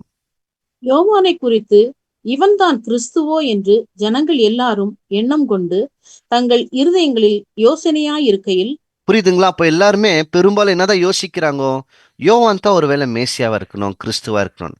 அப்ப என்ன பண்றாங்கன்னா, இந்த மத தலைவர்கள் சில ஆசாரியர்களையும் லேவியர்களையும் அனுப்புறாங்க. போய் யோவானை சந்திச்சுட்டு, நீங்க யாருன்னு அவர் தெளிவுபடுத்தின்னு வான்ட்டு. அப்போ இவங்க போய் கேட்குறாங்க யோவான் கிட்ட, நீ யாரு? நீங்க தாவா? இவங்க ஜனங்கள் சொல்ற மாதிரி நீங்க தாவான்னா, அப்போ அவர் ஒரு பதில் கொடுக்கிறார். யோவான் 1 19 வசனம். எருசலேமிலிருந்து யூதர்கள் ஆசாரியரையும் லேவியரையும் யோவானிடத்தில் அனுப்பி, நீர் யார் என்று கேட்டபொழுது, அப்போ அவங்க அவங்க வந்து என்ன தெரியுங்களா கேட்குறாங்க, நீ யாருன்னா, நான் மேசியா இல்லைன்னுடுவார் இவரு. உடனடியாக நான் மேசியா இல்லைன்னு. அப்போ அவங்க என்ன சொல்லுவாங்கன்னா, நீ மேசியாவும் கிடையாது, 25 வசனத்துல, எலியாவும் கிடையாதுன்னா, நீ ஒரு தீர்க்கதரிசனி கூட கிடையாதுன்னா, அப்போ என்ன அதிகாரத்துல நீ ஞானஸ்தானம் கொடுக்குற? அப்போ இவங்க யோவான் ஸ்தனகரை என்னான்னு வந்து கேட்குறாங்கன்னு பார்த்தீங்கன்னா, நீ தான் மேசியாவா? புரியுதுங்களா? இவங்கள அனுப்புனது யார் தெரியுமா? யாரா இருக்கோங்க? ஆமாங்க, இவங்களுக்கெல்லாம் பிதாவாகிய பிசாசு தான் அனுப்பிச்சு வைக்கிறார். இதை பின்னாடி இயேசு கிறிஸ்து யோவான் 8:44 சொல்வார். இந்த அங்க இருந்த யூதர்கள், கிறிஸ்துவை தூஷித்த யூதர்களுக்கு பிதா யாருன்னா பிசாசு. நீங்கள் உங்களுடைய பிதாவாகிய பிசாசினால் உண்டானவர்கள்லாம் பேசியிருக்குவார். வசனத்தை வாசிக்கும், யோவான் 8:44. நீங்கள் உங்கள் பிதாவாகிய பிசாசானவனால் உண்டானவர்கள். போதுங்க. உங்கள் அப்ப இவங்க என்ன பண்றாங்கன்னா, இந்த பிசாசினால் உண்டானவர்கள் அனுப்புறாங்க. யார் கண்டுபிடிங்க? ஒருவேளை எலியா யோவான் ஸ்நானகர் தான் மேசியான்னு சொல்லிட்டாருன்னா, அவரை போட்டு நம்ம ஏதாவது ஒன்று பண்ணலாம். அவர் இல்லைன்ட்டாரு, விட்டுறாங்க. ஆனா கிறிஸ்து அப்படி இல்லை. கிறிஸ்து வந்து நான் தான் மேசியான்ட்டாரு. அதனாலதான் இவங்க ஆரம்பத்துல இருந்தே சண்டை போட்டுன்னு இருக்காங்க கிறிஸ்து கிட்ட. இவரை சாகடிக்கணும்னு வகை தேடினே இருந்தாங்க. என்ன தெரியுங்களா குற்றச்சாட்டு வைக்குவாங்க இயேசு கிறிஸ்து மேல? இவர் ஓய்வு நாள் பிரமாணத்தை மீறினாரு, இவர் தன்னையே தேவனுடைய குமாரன் என்று சொல்லி தேவனுக்கு சமமாக்கி நிற்கிறாருன்னு சொல்லி பலவிதமான குற்றச்சாட்டுங்களை வச்சுனே இருந்தாங்க. இவர் நேரடியா சொல்வாரு, யோவான் நான் இல்லைன்ட்டார், இவர் நான் தான் பேசுவார். சாத்தான் எப்போ உறுதிப்படுத்துறான்னா, ஞானஸ்தானத்துல. ஏன்னா ஞானஸ்தானம் எடுக்கும்போது நேரடியாக பரலோகத்திலிருந்தே சாட்சி கொடுத்துட்டார். என்ன சாட்சி கொடுக்கிறார்னா, இவர் என்னுடைய நேசகுமாரன். அப்போ தெளிவா தெரிஞ்சிச்சு, இவர் தான் அந்த மேசியா. வர இருக்கிற அந்த மேசியா இவர் தான். இவரை சாகடிக்கணும் அல்லது என் பக்கம் இழுக்கணும். இது ரெண்டு தானே அவன் செஞ்சான். ஒன்னா ஆபேல சாகடிச்சான், காயனை அவன் பக்கம் இழுத்துட்டான். நோவா காலத்துல எல்லாருமே அவன் பக்கம் இழுத்துட்டான். கிறிஸ்து வரத்துக்கு முன்னாடி நிறைய பேர் விக்கிரக வழிபாட்டுக்குள்ள போய், தவறான உபதேசத்துக்குள்ள போய் எல்லாருமே அவனுக்கு பணிஞ்சிட்டாங்க, சரண்டர் ஆயிட்டாங்க. அப்போ இதே யுக்தி தான் கிறிஸ்துக்கும் எடுக்கிறான். ஆனா இதுல ஒரு சின்ன சிந்திக்கிறதுக்கான ஒரு கேள்வி. கிறிஸ்து ஞானஸ்தானம் எடுக்கும் போது வானம் திறக்கப்பட்டது அப்படின்னு இருக்குது இல்லைங்களா? என்ன அதோடைய அர்த்தம்ங்க? வானம் திறக்கப்பட்டதுன்னா என்ன அர்த்தம்? ஏதாவது ஒன்று நடந்திருக்கணும்ல. பைபிள்ல சும்மா போட மாட்டாங்க இல்லைங்களா? இதே மாதிரி ஒரு சம்பவம் பழைய ஏற்பாட்டுல இருக்கு. ஒருத்தர் இருந்தாரு, இயேசு கிறிஸ்து ஞானஸ்தானம் எடுக்கும் போது ஏறக்குறைய 30 வயசு அவருக்கு. இதே மாதிரி ஒரு சம்பவம் ஒரு தீர்க்கதரிசிக்கு நடந்தது. 30வது வருஷத்தில் அவரும் ஒரு நதி கிட்ட நிக்குவாரு.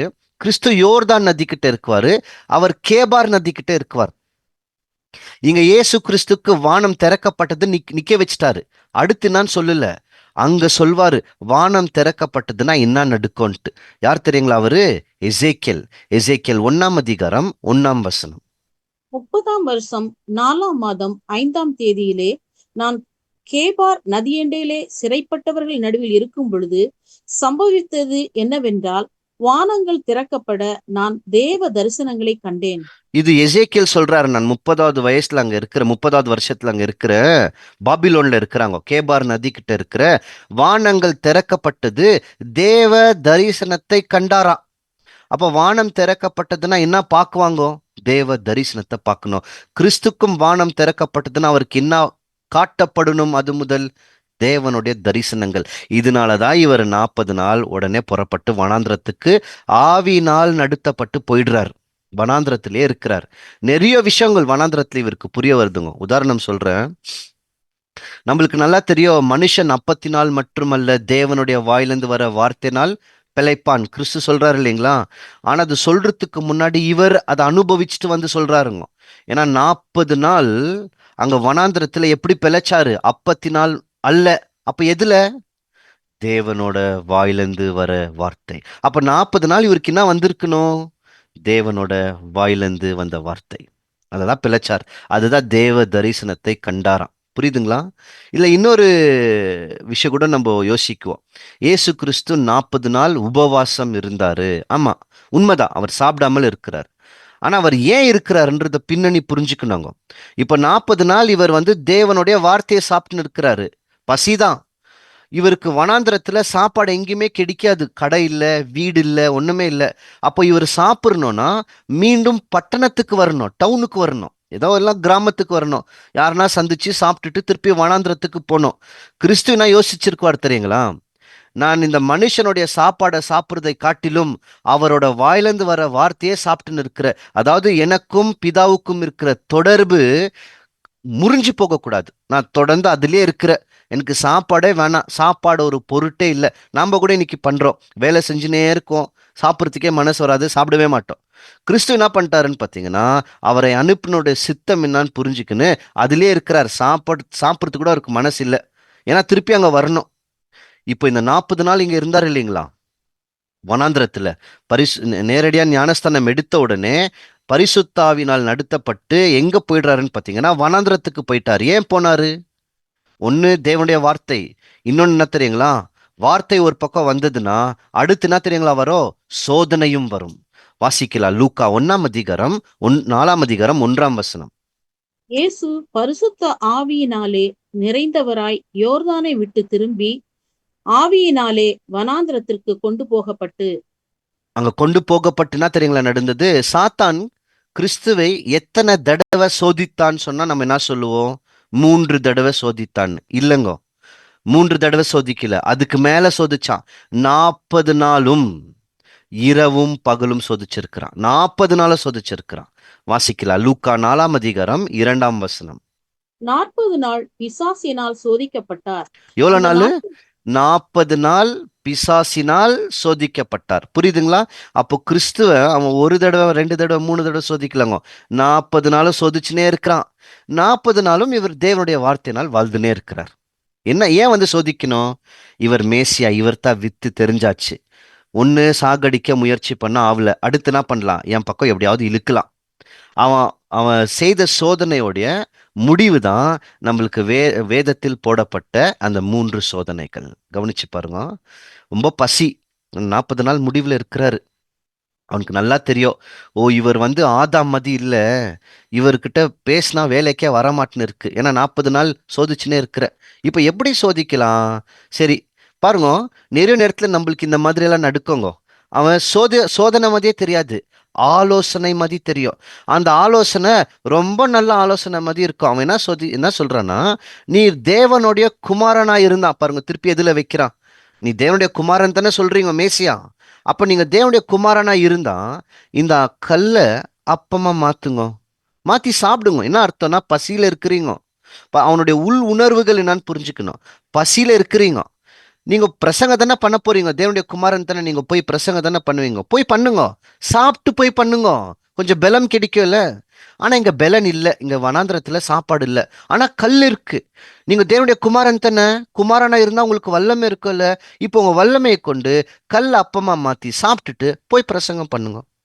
இயேசு கிறிஸ்து அதை செஞ்சிருந்தாருன்னா இவன் விரிச்ச சோதனையில விழுந்திருக்குவார். ஆமாங்க, ஆனா அவர் விழ மாட்டார், அவருக்கு நல்லா தெரியும். எப்படி ஜெயிச்சாரு? சுயமா பேசல, உபாகமத்திலிருந்து வசனத்தை எடுக்குவார். கிறிஸ்து ஒவ்வொரு சோதனையும் எப்படி தெரியுங்களா மேற்கொண்டாரு? அவர் சுயமா பேசவே இல்லைங்க, வசனத்தை வச்சுதான் ஜெயித்தார். உபாகம் 8:3 எடுக்குவார். மனுஷன் அப்பத்தினால் மட்டுமல்ல, தேவனோட வாயிலிருந்து வர வார்த்தைனால் பிழைப்பான். பிழைச்சாரு 40 நாள். இப்போ அவன் என்ன யோசிக்கிறானா, ஓ நீங்க வசனம் எடுத்துன்னு வரீங்களா, நானும் வசனம் எடுத்துன்னு வரேன்னு சொல்லி 91 சங்கீதத்தை எடுத்துன்னு வருவான். எழுதியிருக்கே, ஒரு ஆலயத்தோடைய உப்பரி மேல எழுதியிருக்கே, நீங்க கீழே குதிச்சீங்கன்னா உங்களை தேவ தூதர்கள் அனுப்பிச்சு அவருக்கு அப்படியே கையில தாங்குவாரு, ஏதோ கொஞ்சம் குதிங்க, இதுல எழுதியிருக்கே வசனம். அப்ப திருப்பி கிறிஸ்துனா பதில் கொடுக்குவார்னா, உன் தேவனாகிய கர்த்தரை நீ சோதிக்காத. மீண்டும் உபாகமம் 6 அதிகாரத்துல தான் பேசுவார். இது ஒவ்வொரு சோதனைக்குள்ள போனோம்னா ஒவ்வொரு புரிதல் இருக்குதுங்க. அவன் ஏன் ஆலயத்திலேருந்து குதிக்க சொன்னான்னா, நீங்க மேசியா நிரூபிக்கிறதுக்கு தான் வந்திருக்கிறீங்க மக்களுக்கிட்ட. ஜெருசலேம் ஆலயத்துல நிறைய பேர் இருக்கிறாங்க யூதர்கள். நீங்க குதிச்சிட்டீங்கன்னா தூதர்கள் வந்து உங்க கால்கள் கல்ல மோதாத படிக்கு தூக்கிடுவாங்க. ஜனங்கள்லாம் உங்களை பார்த்து நீங்க மேசியான்னு ஏத்துக்குவாங்க. வேலை சுலபமாயிடும். பண்ணுங்க, நான் ஐடியா கொடுக்குறேன், உடனே மேசி ஆயிடலாம். அதனாலதான் அவன் ஆலோசனை எப்போன்னு பாத்தீங்கன்னா, எப்படி அவன் ஏவாளுக்கு உண்மை பொய் வஞ்சிக்கிற மாதிரி பேசுவான். இந்த மாதிரி ஆலோசனைகள் நம்மளுக்கும் வரும். கேட்கறதுக்கு ரொம்ப இனிமையாகவும் ரொம்ப நல்லா இருக்கும். ஆமா, நல்லா தானே இருக்குன்ட்டு. ஆனா அதுக்குள்ள தேவனுடைய சித்தம் இருக்கான்னு யோசிச்சு பார்க்கணும். கிறிஸ்து மீண்டும் வசனத்தை தான் கொடுக்கிறார். சரி, இதெல்லாம் வேலைக்காவாது. நீங்க ஜெயிச்சீங்கன்னா உங்களுக்கு என்ன கிடைக்கும்? அப்ப அவனுடைய புரிதல் நான் சொல்றேன். ஜெயிச்சா என்ன கிடைக்கும்? ராஜ்யத்தை கொடுக்குவாரு. நீங்க நீங்க கஷ்டலாம் படாதீங்க. சிலுவை நீங்க போய் கஷ்டலாம் பட்டு ஜெயிக்காதீங்க. நான் தான் கடவுள்னு என்ன வணங்கிடுங்க. அதாவது என்னுடைய அதிகாரத்துக்கு நீங்க கீழே வந்துருங்க. இதோ இந்த உலகம் நீங்க பாக்குறீங்க பாருங்க, இந்த உலகங்கள் எல்லாம் எல்லாமே எனக்கு கொடுக்கப்பட்டிருக்கு. என் கால் கீழே நீ விழுந்துட்டீங்கன்னா இதெல்லாம் உங்களுக்கு கொடுத்துறேன், நீங்க எடுத்துக்கோங்க. மீண்டும் கிறிஸ்து வசனத்தை தான் பேசுவார். உபாகமம் 6:13 எடுத்து, உன் தேவனாகிய கர்த்தர் ஒருவரே கர்த்தர், அவரை மட்டும் பணிந்து கொள் அப்படின்னு சொல்லி மீண்டும் வசனத்தை தான் பேசுவார். அப்போ ஒவ்வொரு சோதனையும் கிறிஸ்து எப்படிதான் ஜெயிக்குவாருன்னு பார்த்தீங்கன்னா, வசனத்தை கொண்டு தான் ஜெயிக்குவார். நாம் கூட ஒவ்வொரு சோதனை இன்னைக்கு எப்படிதான் ஜெயிக்கணும்? சுயத்தில் அல்ல, சுய பலத்தில் அல்ல, அவருடைய வசனம் இருந்தாதான் ஜெயிக்கவே முடியும். நிறைய நேரத்துல ஏன் தோத்துறோம் தெரியுங்களா? வசனம் இல்லை. சரி, இப்ப திருப்பி பார்க்கலாம். அப்போ இந்த 3 சோதனையை முடிச்ச உடனே அவன் போயிட்டானா அப்படின்னா இல்ல. காலம் கெடிக்கிற வரைக்கும் திருப்பி எப்போ சோதிக்கலான்னு சொல்லிட்டு போனானா. லூக்கா 4:13. பிசாசானவன் சோதனையெல்லாம் கொஞ்சம் சத்தமா வாசிங்க சிஸ்டர். பிசாசானவன் சோதனையெல்லாம் முடித்த பின்பு சில காலம் அவரை விட்டு விலகி போனான். சில காலம். ஏன் சில காலம்? ஆங்கிலத்துல படிக்கிற பாருங்க. he left him until the next opportunity. அதாவது என்ன, நான் அடுத்த வாய்ப்பு கிடைக்கிட்டு அவங்களை திருப்பி சோதிக்கிறேன்னு சொல்லிட்டு போனானா. அவன் திருப்பி நிறைய சோதிச்சாங்க. எப்படி தெரியுங்களா அவர் சோதனை வந்தது? அவங்க சொந்த மக்களே தான். எப்படியாவது கிறிஸ்துவ ஒன்னா அவர் என் பக்கம் வந்துடணும், இல்லைன்னா அவரை சாகடிச்சிடணும், ரெண்டுல ஏதாவது ஒண்ணு செஞ்சே செய்யணும்னு சொல்லி இது தானே தேடி நிற்கிறான் ஆதாம் முதல். கரெக்டாக தெரிஞ்ச உடனே முதல்ல அவன் செய்யறது என்னன்னு பார்த்தீங்கன்னா, அவருடைய சொந்த மக்களை வச்சு இவரை கொலை செய்யறதுக்கு வகை தேடினாங்க. நிறைய பேர் வருவாங்க கிறிஸ்துக்கிட்ட, நிறைய பேர் வந்து கேள்வி கேட்குவாங்க. நல்ல சம்மாரியன் உவமை இன்னும் நம்ம இங்க படிக்கலன்னு நினைக்கிறேன். அங்கெல்லாம் பார்த்தீங்கன்னா நியாயசாஸ்திரி ஒருத்தன் வந்து ஏன் இயேசு கிறிஸ்து கிட்ட நித்திய ஜீவனை சுதந்திரித்துக் கொள்ளணும்னா என்ன செய்யணும்னு கேட்கலாம் தெரியுங்களா? ஒருவேளை இயேசு கிறிஸ்து என்ன விசுவாசிப்பான், உனக்கு நித்திய ஜீவன் கிடைச்சிடும்னு சொல்லியிருந்தாருன்னா உடனே பிடிச்சுன்னு போயிட்டு இருக்குவாங்க. மோசையோடைய பிரமாணத்துல உன் தேவனாகிய கர்த்தரை முழு இருதயத்தோட அந்த அன்போடைய சட்டம் இருக்கும், அது செய்தாதான் நித்திய ஜீவன் சொல்லியிருக்கும் போது உங்களை விசுவசிச்சா நித்திய ஜீவன் சொன்னா இது மோசையோட சட்டத்துக்கு விரோதமா தானே நீங்க பேசுறீங்க. அதனால்தான் வரி கட்டுறத குறிச்சு கூட கிறிஸ்துவ மாட்டி விட முயற்சி பண்ணாங்க. சில ஏரோதியர்கள் அன்னைக்கு இருந்தாங்க, ஏரோதியன்ஸ்ன்ட்டு. அவங்கள கொண்டு வந்து பக்கத்துல நிக்க வச்சுக்கின்னு இவங்க கேட்கறாங்க, ராயனுக்கு வரி கட்டுறது சரியா? அப்ப கிறிஸ்து சரியா எடுக்கிறார். எடுத்து அந்த காசை பார்த்துட்டு, இதுல யாருடைய அச்சு அடையாளம் இருக்கு? ராயனுடையது. ராயனுடையது ராயனுக்கு கொடுத்துரு. ஒருவேளை கிறிஸ்து இல்ல கட்டாதன்னு சொல்லி இருந்தா ஏரோதியர்கள் பிடிச்சிடுவாங்க. கட்டுன்னு சொன்னா யூதர்கள் கேள்வி கேட்குவாங்க, என்னப்பா வரி மேல வரி இந்த ரோமர்கள் போட்டுன்னு இருக்கிறாங்க, நீங்க பாத்தீங்கன்னா கட்டுன்னு சொல்றீங்களே, நீங்க மேசையாவே கிடையாதுன்ட்டு. இப்படி வந்து நூதனமா கேள்வி கேட்பாங்களா இவரை மாட்டி விடுறதுக்கு. அது ஒரு விஷயம் கூட இருக்குங்க. இயேசு கிறிஸ்து ராயனுடையது ராயனுக்கு, தேவனுடைய தேவனுக்கு கொடுத்துருனா என்ன தெரியுங்களா? அந்த அந்த பணத்துல, அந்த காசுல ராயனுடைய அடையாளம் இருக்கு, முகம்.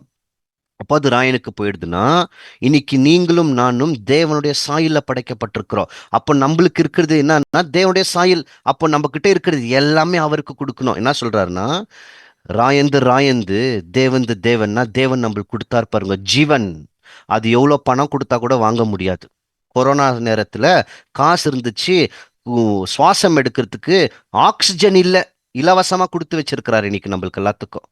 அப்ப தேவனுடையது தேவனுக்கு கொடுத்துருனா அவர் நம்மளுக்கு கொடுத்தது எல்லாமே அவரது தான், அவருக்கே கொடுத்துடணுமா, ஜீவனை உட்பட. அதுதான் பெரிய விஷயமே அடங்கியிருக்கோம். இன்னைக்கு நான் திருப்பி பார்க்கலாம். சரி, அப்ப என்ன நடக்குதுன்னு பாத்தீங்கன்னா, கிறிஸ்துவை குறித்து இந்த மாதிரி நிறைய இடத்துல எப்படியாவது இவரை சாகடிக்கணும்னு சொல்லி சொந்த மக்கள், சொந்த குடும்பத்துல இருக்கிறவங்களே இவரை திட்டுவாங்க. பைத்தியக்காரர், மதுபான பிரியர், குடிகார அப்படியெல்லாம் சொல்லி அவரை நிராகரிச்சு ஏதாவது கிறிஸ்துவ ஏதாவது ஒரு வகையில பொறுமையை இழுக்க வச்சிடலாம், ஏதாவது ஒன்று பண்ணலான்னு சொல்லி ஜனங்களே தூண்டி விட்ட நிலைமையில தான் இருந்தாங்க. ஒரு நாள் என்ன நடக்குதுன்னு பார்த்தீங்கன்னா, கிறிஸ்து சொல்றாரு, நான் வந்து மனுஷகுமாரன் சாகுனோன்ட்டு. உடனடியா பேதுரு வரார். ஆண்டவரே கொஞ்சம் வாங்கோ, உங்கள்கிட்ட கொஞ்சம் நான் தனியா பேசணும் அப்படின்னு தனியா தாங்க கூட்டின்னு போறாரு. கூட்டின்னு போயிட்டு இதெல்லாம் உங்களுக்கு நடக்கக்கூடாது. நீங்க என்ன எப்போ பாரு சாவுறேன்றீங்க. உங்களை நம்பி எல்லாத்தையும் விட்டு வந்திருக்கிறோம். அத்தாருடைய மனசு உங்களை நம்பி எல்லாத்தையும் விட்டு வந்தோம். நீங்க என்னன்னா எங்களை நீங்க செத்துறன்றீங்க. நீங்க மேசியா தானே அப்படின்ற கண்ணோட்டத்துல கேட்கிறார். இதெல்லாம் உங்களுக்கு நடக்கக்கூடாதுன்னு. அப்ப கிறிஸ்து என்ன சொன்னாரு? அப்பாலே போ சாத்தானே. ஏன்னா பேதுரு சாத்தான் இல்ல, பேதுருவோடைய வார்த்தைக்கு பின்னாடி இருந்தது சாத்தான். பேதுரு கொடுக்குற ஆலோசனை அவருடைய ஆலோசனை இல்லை, சாத்தானின் ஆலோசனை. புரியுதுங்களா? அதாவது நீங்க போய் நீங்க நீங்க இதெல்லாம் உங்களுக்கு நடக்கக்கூடாது, தேவனுடைய சித்தம்லாம் நீங்க செய்யாதீங்க, வேற ஏதாவது ஒன்று பண்ணுங்க, நீங்க எப்படியாவது ராஜாவாயிடுங்க. அதனால தான் அவர் சொன்னார் அப்பாலே போ சாத்தானேன். ஆனாலும் அவன் விடல. கிறிஸ்துவோடைய இன்னொரு சீசனை பிடிக்கிறான், யூதாஸ். இது நம்மளுக்கு நல்லா தெரியும். யூதாஸை பிடிச்சி யூதாஸோடைய மனசுக்குள்ள போனானா. வசனமே அப்படிதான் இருக்கும். யூதாசுக்குள் புகுந்தான். ஏன்னா யூதாசு இருதயத்தை திறந்து வைக்கிறாரு இல்லைங்களா? யூதாசுக்குள்ள புகுந்து யூதாஸை வைத்து அவருக்கு இருக்கிற அந்த பணத்தாசை. அப்போ இவர் என்னன்னா அந்த ஏன் இது யூதாஸ் பண்றாருன்னு ஒரு பெரிய பின்னணி இருக்குதுங்க. அது யூதாஸோடைய பாடம் இருக்கு, யாருக்குன்னா விருப்பப்பட்டா கேளுங்க, ஆன்லைன்லயே இருக்கு, நீங்க கேட்டுக்கலாம். சரி, இப்போ என்ன பண்றானா, யூதாசுக்குள்ள புகுந்து கிறிஸ்துவ எடுத்துன்னு போய் சிலுவையில அடிச்சாச்சு. இது ஆயிடுச்சு, முடிவுக்கு வந்துன்னு இருக்கிறோம். கிறிஸ்துவ பிடிச்சாங்கோ, அரெஸ்ட் பண்ணாங்கோ, நீதிமன்றமா அலைக்கடைச்சாங்கோ. கடைசியில எடுத்துன்னு போய் கிறிஸ்துவ சிலுவையில அடிச்சுட்டு கூட என்ன தெரியுங்களா கேட்டாங்கோ? நீ தேவனுடைய குமாரனா இருந்தா கீழே இறங்கி வா. பாருங்க, திருப்பி சோதனை என்னன்னா, நீ தேவனுடைய குமாரனா. அன்னைக்கு யூதர்கள் கிறிஸ்து மேல வச்ச குற்றச்சாட்டே அதேதான், தேவனுடைய குமாரனா. சாத்தான் கிறிஸ்துவை சோதிக்கும் போது கேட்ட வார்த்தை அதுதான், நீர் தேவனுடைய குமாரனா இருந்தால். புரியுதுங்களா? அப்போ அவன் ஆயிடுச்சு, கிறிஸ்துவ எவ்வளோ நம்ம பக்கம் இழுத்தாலும் வருதில்ல. அவரு ஆதாமதி இல்ல. என்ன பண்ணலாம்? அவரை சாகடிச்சிடலாம். கிறிஸ்துவ எடுத்துன்னு போய் சாகடிச்சாச்சு, கிறிஸ்துவ மறிச்சாச்சு. இப்ப சாத்தானுக்கு எப்படி இருந்திருக்கும்? பாடி, இவ்வளோ வருஷ காலமா நம்ம தேடின்னு இருந்த வித்து கடைசியா கையில மாட்டி முடிச்சாச்சு.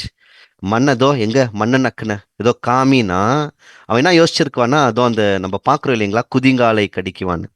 அந்த குதிங்காலை கடிக்கிறது என்ன அர்த்தம்னா, பின்னாடில இருந்து கடிக்கிறது தான் குதிங்கால், முன்னாடில இருந்து கடிக்க மாட்டாங்க. சாத்தானோடைய எப்பவுமே சாத்தான் யாருன்னா ஒருத்தவங்களை வீழ்த்தணும்னா பின்னாடில இருந்து தான் அடிக்குவாங்க. இதுதான் அவனுடைய மனசே.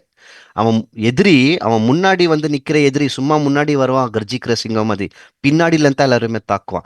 ஏன் பின்னாடில இருந்து தாக்குவான்னா அவர்களுடைய பலவீனம். இன்னைக்கு யோசிங்க, நம்மள சாத்தான் நேரடியா சந்திக்க மாட்டான், நம்முடைய பலத்துல நிக்க மாட்டான். உங்களோட பலவீனம் என்னன்னு அவன்கிட்ட லிஸ்ட் இருக்கு, நல்லா தெரியும். நம்மள எங்க அடிச்சா எங்க கீழே விழுவோன்னு, யாருக்கு யார அனுப்பிச்சு கீழே விழ வைக்கலாம் நல்லா தெரியும் அவனுக்கு. பலவீனத்துல தான் அடிக்குவான். அதனால தான் குதிங்கால்னும் போது பின்பக்கத்துல இருந்து அடிக்கிறது தான் அந்த பாம்பு. பின்பக்கத்துல இருந்து சாத்தான் அடிக்குவான். கிறிஸ்துக்கும் அதுதான் நடக்குது. பின்னாடில இருந்து குத்தப்பட்டது எப்படின்னா துரோகம். யூதாஸ் முத்தத்தில் செய்த துரோகம். இந்த காலில் இன்னொரு விஷயம் கூட இருக்கு, பாதத்தை கூட குறிக்கும். அதாவது ஒரு மனுஷனுடைய நடத்தை பாதை. அது இன்னைக்கு திருப்பி முடிவுல பார்க்கலாம்.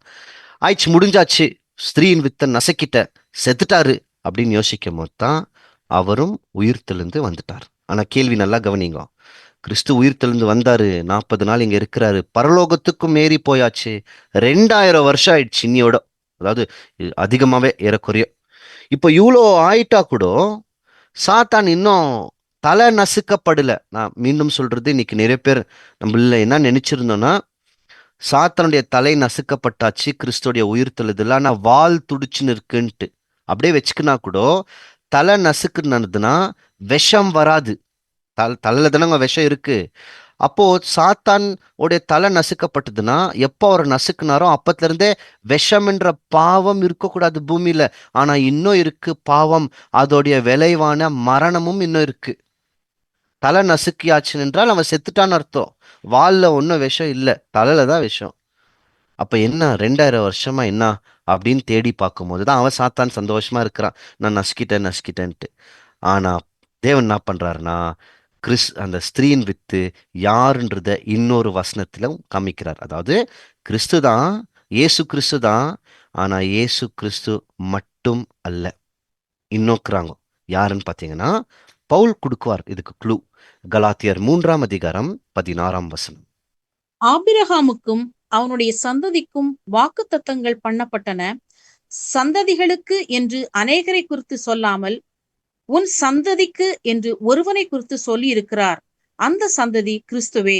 இப்போ ஒரு விஷயத்த கொடுக்கிறாரு. என்ன சொல்றாருன்னா, தேவன் ஆபிரகாமுக்கு ஒரு வாக்குத்தத்தம் கொடுத்தாரு இல்லைங்களா, மோரியா மலையில.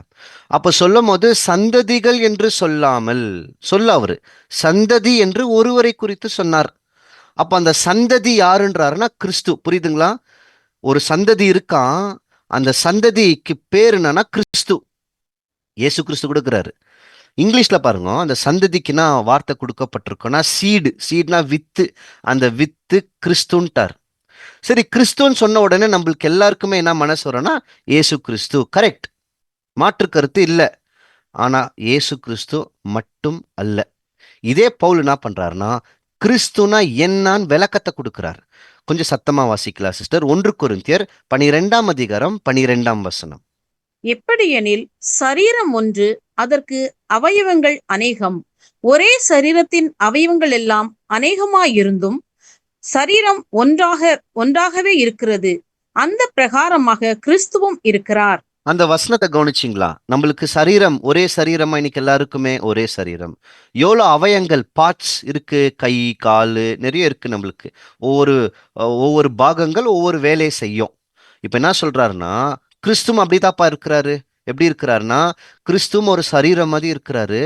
அவருக்கு தலை இருக்கு, கை இருக்கு, கால் இருக்கு, எப்படி ஒவ்வொரு அங்கங்கள் அவயங்கள் இருக்கு. கிறிஸ்துவும் அப்படியே இருக்கிறாருன்னு சொல்லிட்டாரா ஒரு இடத்துல. திருப்பி கவனிங்க, இதெல்லாம் கொஞ்சம் முக்கியமானது. முதல் சொல்லும் போது என்ன சொன்னாருன்னா, அந்த சந்ததி கிறிஸ்துவேன்ட்டாரு. சந்ததின்னு பேசியிருக்கிறார். அப்பனா கிறிஸ்துன்ற சந்ததி இருக்கணும். இதை சொல்லிட்டு நம்மளுக்கு கொரிந்தியர் நிருபத்தில் எழுதும் போது, எப்படி சரீரம் ஒரே சரீரம், தனி அவயங்களும், அப்படித்தான் கிறிஸ்து இருக்கிறார். அப்பனா கிறிஸ்துனா தலை இருக்கணும், சரீரம் இருக்கணும், அவயங்கள் இருக்கணும். கரெக்டா? இப்போ அந்த கிறிஸ்துன் யாருன்னு விளக்கத்தை கொடுக்குவார். கொலோசியர் 1ஆம் அதிகாரம் 18ஆம் வசனத்துல, சபையாகிய சரீரத்துக்கு கிறிஸ்து தலையா இருக்கிறார். அப்போ கிறிஸ்துனா என்ன?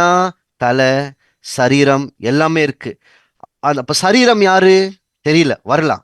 ஆனா சபையாகிய சரீரத்துக்கு இயேசு கிறிஸ்து, அதான் கிறிஸ்து எப்படி இருக்கிறார்னா தலையா இருக்கிறார். அப்ப அந்த தலையோட இருக்கிற சரீரம் யாரு? நாம தாங்க சபையாகிய சரீரம். இவங்க 2 பேருமே சேர்ந்தாதான் என்ன தெரியுங்களா? இப்ப ஸ்கிரீனை பாருங்க, ஒரு வசனத்தை வாசிச்சிடுங்க அதுக்கு முன்னாடி. எபேசியர் 5:30. நாம் அவருடைய சரீரத்தின் அவயவங்களாயும் அவருடைய மாமிசத்திற்கும் அவருடைய எலும்புகளுக்கும் உரியவர்களாயும் இருக்கிறோம். எப்படி இருக்கிறவங்களா? அவருடைய சரீரத்துக்கு அவயமும் அவருடைய மாம்சத்துக்கும் எலும்புக்கும் உள்ள இருக்கிறோமா. ஆதாம் ஏவாள் 2 பேர் இருந்தாங்க இல்லைங்களா? ஏவாள் வந்த உடனே ஆதாம் என்ன தெரியுங்களா சொல்வாரு? நீ என்னுடைய எலும்புன்னுவார். ஏன்னா ஒரே சரீரம். அப்போ நம்ம கிறிஸ்துக்கு எலும்பா இருக்கிறோம்னு என்ன தெரியுங்களா அர்த்தம்? ஒரே சரீரம்னு அர்த்தம். கிறிஸ்து அதுக்கு தலையா இருக்கிறார். இயேசு கிறிஸ்து நம்ம சரீரமா இருக்கிறோம். இப்போ நீங்க உங்களுடைய ஸ்கிரீனை பாருங்க, பார்த்தா இந்த விஷயம் புரிஞ்சுக்கலாம். கவனிங்க. இது தலை. இந்த தலை யாருன்னு பார்த்தீங்கன்னா இயேசு கிறிஸ்து. அடுத்து சரீரம். இந்த சரீரம் யாருன்னு பார்த்தீங்கன்னா சபை. இது 2மே சேர்ந்தா கிறிஸ்துன்ற வித்து. புரியுதா? இப்போ இந்த கிறிஸ்துன்ற வித்துனா தலையும் சரீரமும் சேர்ந்து இருக்கணும். எப்போ இவங்க ஒன்னா சேர்றாங்களோ அப்பதான் சாத்தான் நசுக்கப்படுவான். வசனத்தை வாசிக்கலாம். ரோமர் 16ஆம் அதிகாரம் 20ஆம் வசனம். சமாதானத்தின் தேவன் சீக்கிரமாய் சாத்தானை உங்கள் கால்களின் கீழே நசுக்கி போடுவார். யார் கால்கள் கீழே? உங்கள் கால்கள் கீழே. யார் அந்த உங்கள்? இவர் சபை மக்களுக்கு பேசுறாரு. சமாதானத்தின் தேவன் சீக்கிரத்தில் சாத்தானை, கிறிஸ்து தானே நசுக்கிட்டார் ஏற்கனவே. அப்ப திருப்பினாத்துக்கு நம்ம நசுக்கணும். 2 சாத்தான் இல்ல. ஆனா சாத்தானை உங்கள் கால்கள் கீழ். பாருங்க, திருப்பி அதே வார்த்தை தான். தலையே நசுக்குவாங்கல்ல, அதே வார்த்தை தான். உங்கள் கால்கள் கீழ் நசுக்கி போடுவாய். இதுக்கு இன்னொரு வசனம் கூட கொடுக்குறாங்க. சாத்தானுக்கு சிங்கம்னு பேர் இருக்கா? கர்ஜிக்கிற சிங்கம் இருக்கு. அவனுடைய விஷம், அந்த பாம்போடைய விஷம் எப்படி? ரொம்ப ரொம்ப ஒரு மாதிரி விஷம் இல்லைங்களா? அதாவது கொட்டினா செத்து போயிடுவோம், பாவம்ன்ற விஷம். அது அந்த பாம்புலயே விஷம் வாய்ந்த பாம்பு நிறைய இருக்கு. நம்ம கோப்ராலாம் சொல்லுவோம், இந்த நாகப்பாம்பெல்லாம். அதான் ரொம்ப விஷம் இருக்கும். இதை நசுக்குவாங்கன்னு சொல்லி பழைய ஏற்பாட்டிலே பேசினார் சங்கீதத்துல. 91ஆம் சங்கீதம் 13ஆம் வசனம். சிங்கத்தின் மேலும் விரியன் பாம்பின் மேலும் நீ நடந்து பால சிங்கத்தையும் வலு சர்ப்பத்தையும் மிதித்து போடுவாய். எதை மிதித்து போடுவாய்? வலு சர்ப்பம். பழைய பாம்பாகிய பெரிய வலு சர்ப்பம் பிடிக்கப்பட்டது. வெளிப்படுத்தல நம்ம வாசிக்கிறோம். இந்த வலு சர்ப்பத்தை நீங்கள் மிதித்து போடுவாங்களாம். ஏன் சிங்கம்? சாத்தானுக்கு இன்னொரு பேரு சிங்கம் கூட இருக்கு. புரிஞ்சுச்சுங்களா? அப்போ திருப்பி கவனிங்க, ஸ்கிரீனை பாருங்க. இயேசு கிறிஸ்து தலை, நாம்போ சரீரம். இவங்க ரெண்டு பேருமே சேர்ந்தாங்கன்னா அதுதான் கிறிஸ்து. ஏன்னா கிறிஸ்து எப்படி இருக்கிறார்? தலையும் சரீரமா இருக்கிறார். இதுதான் வித்து. உங்கள் கால்கள் கீழ் சாத்தானை நசுக்கி போடுவார். அது எப்போ நடக்கும் தெரியுங்களா? வெளிப்படுத்தின விசேஷத்துல வரமத்தான் படிக்குவோம் 2ஆம் மரணம் அதுக்கு பேரு. வெளிப்படுத்தல் 20ஆம் அதிகாரத்துல வரும். அதுக்கு டைரக்டா வசனம் பவுல் பேசுவாருங்க. பவுல் என்ன சொல்வார்னா, சபை மக்களை பார்த்து, என்னப்பா நீங்க சின்ன சின்ன விஷயத்துக்கெல்லாம் சண்டை போடுறீங்க அப்படிதான் கேட்குவாரு. அற்ப வழக்குக்கெல்லாம் ஏன் நீங்க சண்டை போட்டுன்னு இருக்கிறீங்க? பரிசுத்தவான்கள் உலகத்தை மட்டுமல்ல தேவ தூதர்களையும் நியாயம் விசாரிப்பார்கள்னு. அப்பனா அந்த பரிசுத்தவான்கள் தான் அவருடைய சரீரம். என்ன சொல்றாருன்னா, உலகத்தை மட்டும் அவன் நியாயம் விசாரிக்க மாட்டாங்கோ, தேவ தூதர்கள். ஏன் தூதர்கள்ன்றாருன்னா, சாத்தானும் இருக்கிறான், கெட்டுப்போன தூதர்களும் இருக்கிறாங்க. அவங்களுக்கு நியாய தீர்ப்பு கொடுக்கறதே இந்த பரிசுத்தவான்கள், இந்த சபை தான். ஏன் நீங்க அவ்வளோ பெரிய வேலை இருக்கும்போது இந்த அற்ப வழக்குக்கு போய் சண்டை போடுறீங்கன்னு கேட்குவார். இப்ப புரியுதுங்களா? இன்னொரு வசனத்தை பார்க்கலாம் பாருங்க. நம்ம எப்போ இயேசு கிறிஸ்துக்குள்ள வந்துட்டுமோ, ஆபிரஹாம்கிட்ட கொடுத்தார் பாருங்க அந்த வாக்குத்தத்தம், சந்ததிகளுக்கு என்று சொல்லாமல் ஒருவனை குறித்து சொல்லியிருந்தார், அந்த சந்ததி கிறிஸ்துன்னு. அப்போவே நம்ம அந்த வாக்குத்தத்தத்துக்கு சுதந்திரவாளிகளாய் மாறிட்டுமா. கலாத்தியர் 3ஆம் அதிகாரம் 29ஆம் வசனத்துல, நீங்கள் கிறிஸ்து உடையவர்களானால் ஆபிரஹாமுடைய சந்ததியும் வாக்குத்தத்தத்துக்கு சுதந்திரவாளிகள். நம்ம எப்போ இயேசு கிறிஸ்து தலை போய் சரீரமா சேர்ந்துட்டுமோ, அப்போவே நாம கூட அந்த வாக்கு தத்தத்துக்கு சுதந்திரவாளிகள் ஆயிட்டோம். புரியுதுங்களா? ஏன் சாத்தான் இன்னும் நசுக்கப்படலன்னு? ஏன் நசுக்கப்படல? இன்னும் சரீரம் நிறைவடினோம். நிறைவடைஞ்சிச்சுன்னா ஒரு காலத்துல அவனுக்கு மரணம் வந்துடும். அது சபையோடைய காலில் போட்டு மிதிக்குவார். அப்ப ஏன் கிறிஸ்துன்னு சொல்லப்பட்டிருக்குன்னா, கிறிஸ்து வேற சரீரம் வேற இல்ல, இவங்க ரெண்டு பேருமே ஒண்ணு. அதனால தான் கணவன் மனைவி, மணவாளன் மணவாட்டி அந்த உறவை வச்சு பேசுவாரு. ஏன்னா அவர்கள் ஒரே சரீரமா இருப்பார்கள் அப்படின்ட்டு. நம்மளுக்குள்ள தேவனுடைய வித்து இருக்குங்க. வசனமே இருக்கு. 1 யோவான் 3ஆம் அதிகாரம் 9ஆம் வசனம். தேவனால் பிறந்த எவனும் பாவம் செய்யான், ஏனெனில் அவருடைய வித்து அவனுக்குள் தரித்திருக்கிறது. அவன் தேவனால் பிறந்தபடியினால் பாவம் செய்ய மாட்டான். அந்த வார்த்தையை கவனிச்சிங்களா? ஏனெனில் அவருடைய வித்து அவனுக்குள் தரித்திருக்கிறது. இந்த வித்து நம்மளுக்குள்ள இருக்கான். இவங்க யாருன்னு சொல்லி உலக தோற்றம் முதல் ஒரு பெரிய சிருஷ்டிப்பே காத்துன்னு இருக்கான். ஏன்னா ரோமர் 8:19 சொல்லுவாரு, தேவ புத்திரர்கள் யாரு அப்படின்னு சிருஷ்டிப்பானதே ஆவலுடன் எதிர்பார்த்துன்னு இருக்கான். எப்போ அந்த தேவ புத்திரர்கள் அந்த சரீரம் நிறைவடிவாங்கோ, ஏன்னா அவங்க நிறைவடைஞ்சாங்கன்னா சாத்தானுக்கு மரணம் வந்துடும், நம்மளுக்கெல்லாம் விடுதலை கிடைச்சிடும்னு சிருஷ்டிப்பே காத்துன்னு இருக்கான். புரியுதுங்களா? ஏன் நம்ம படிச்சுன்னு இருக்கிறோன்னு? ஏன்னா அந்த தீர்க்க தரிசனத்துல நமக்கும் ஒரு பங்கு வச்சிருக்கிறார். அவர்களோட பாடுகளை பட்டோமானால் அவரோட கூட ஆளுகை செய்வோம். அதெல்லாம் இதுல பொருந்தும். அவர் கிறிஸ்து சொல்வாரு வெளிப்படுத்தல் 3:21, நான் ஜெயம் கொண்டு என் பிதாவின் சிங்காசனத்தில் வீற்றிருக்கிறத போல ஜெயம் கொள்ளுகிறவன் எவனோ அவனும் என்னோட கூட என் சிங்காசனத்தில் வீற்றிருப்பான் அப்படின்வார். அவர் கூடவே போய் உட்காருவாங்களாம். அப்படின்னா அந்த அதிகாரத்தை பங்கிட்டு கொடுக்க போறார். அந்த வேலை தான் நடந்து இருக்குதுங்க. இன்னைக்கு என்ன தேர்ந்தெடுத்துன்னு இருக்கிறார்னா, அவருடைய சரீரத்துக்கு ஒரு அங்கமாக நம்மளை அழைச்சின்னு இருக்கிறார். எப்போ இந்த அங்கம் நிறைவடைதோ அப்போ என்ன நடந்துரும்னு பார்த்தீங்கன்னா, சீக்கிரத்தில் சமாதானத்தின் தேவன் உங்கள் கால்கள் கீழ் யாரை நசுக்கி போடுவான்? கிறிஸ்துவை அவர் நசுக்கி போட்டுருவார். சாத்தானே நசுக்கி போட்டுருவார். கிறிஸ்து தான் நசுக்கி போடுவார். கிறிஸ்துனா தலையும் சரீரமும் சேர்ந்தது. இப்போ ஒரு அளவுக்கு நமக்கு புரியுது. யார் அந்த வித்து? நம்மளுக்கு நல்லா தெரியும், கிறிஸ்து. ஆனா நம்ம எப்போ கிறிஸ்து உடையவர்கள் ஆணுமோ, அவருடைய சரீரத்துல சேர்ந்துமோ, நாம கூட அந்த வித்தா இருக்கிறோம். அதனால தான் கிறிஸ்து என்றால் தலையும் சரீரம். அந்த வித்து யாரு? அந்த சந்ததி கிறிஸ்துவே. அப்ப நம்ம கிறிஸ்துவின் சந்ததி. புரியுதுங்களா? அந்த சந்ததி தான் நம்ம வித்தா இருக்கிறோம். இப்போ ஒரு கேள்வி. சாத்தான் தேடினே வந்தவர்கள் எல்லாத்தையும் 2 வேலை பண்ணுவான். சாவடிக்குவான், அவன் பக்கம் இழுத்துருவான். இயேசு கிறிஸ்துக்கு முயற்சி பண்ணான். கிறிஸ்து 2த்திலே ஜெயிச்சிட்டார். இன்னைக்கு நம்மளுக்கு நல்லா தெரியும், நாம கூட அந்த அழைப்புல வந்திருக்கிறோமா? கிறிஸ்துவின் சரீரமா மாற வந்திருக்கிறோமா? இதுதான் அழைப்பு. நீங்களும் அந்த வித்து தானே. நீங்களும் வித்துன்னு சாத்தானுக்கும் இன்னைக்கு தெரியும். உங்களுக்கு இந்த சத்தியம் தெரிஞ்சாச்சு, நீங்க வித்தா மாற போறீங்கன்னு அவனுக்கும் இன்னைக்கு தெரியும். ஏன்னா நம்ம பேசின்னு இருக்கிறோம். அப்போ உங்களையும் என்ன பண்ணுவான்? 2 வேலை பண்ணுவான். பயப்படாதீங்க. ஒண்ணு, சத்தியத்தை விட்டு தூரம் தள்ளி, அல்லது உலக பிரகாரமா இழுத்து, அல்லது ஏதாவது ஒண்ணு எப்படி ஆபேலேருந்து பண்ணின்னு வந்தான், முயற்சி எடுத்துனே இருக்கான். நம்மளுக்கு ஒன்றும் பிரச்சனையே இல்லை. தேவன் நம்மளை பாதுகாக்கிறார். இந்த சத்தியத்தை தெரிஞ்சு அவரோட சாயலா மாறணும். அதுதான் இந்த அழைப்பே. ஆனா இதுல இன்னும் கூட நிறைய விஷயங்கள் இருக்கு நம்மளுக்கு. 1 மணி நேரம் ஆயிடுச்சு. இன்னும் கூட நிறைய விஷயம் இருக்கு. நான் கொஞ்சம் எக்ஸ்ட்ரா டைம் எடுத்துக்கிறேன். என்னன்னா, அந்த ஸ்திரீ யாரு? ஸ்திரீயின் வித்து. சரி, நம்ம வித்துனா அப்போ அந்த ஸ்திரீ யாரு? அது தெரியணும் இல்லைங்களா? 2 கண்ணோட்டம் கொடுக்குறேன். ஒன்று வந்து இயேசு கிறிஸ்துவுக்கும், இன்னொன்று நம்மளுக்கும். 2 பொருந்துது.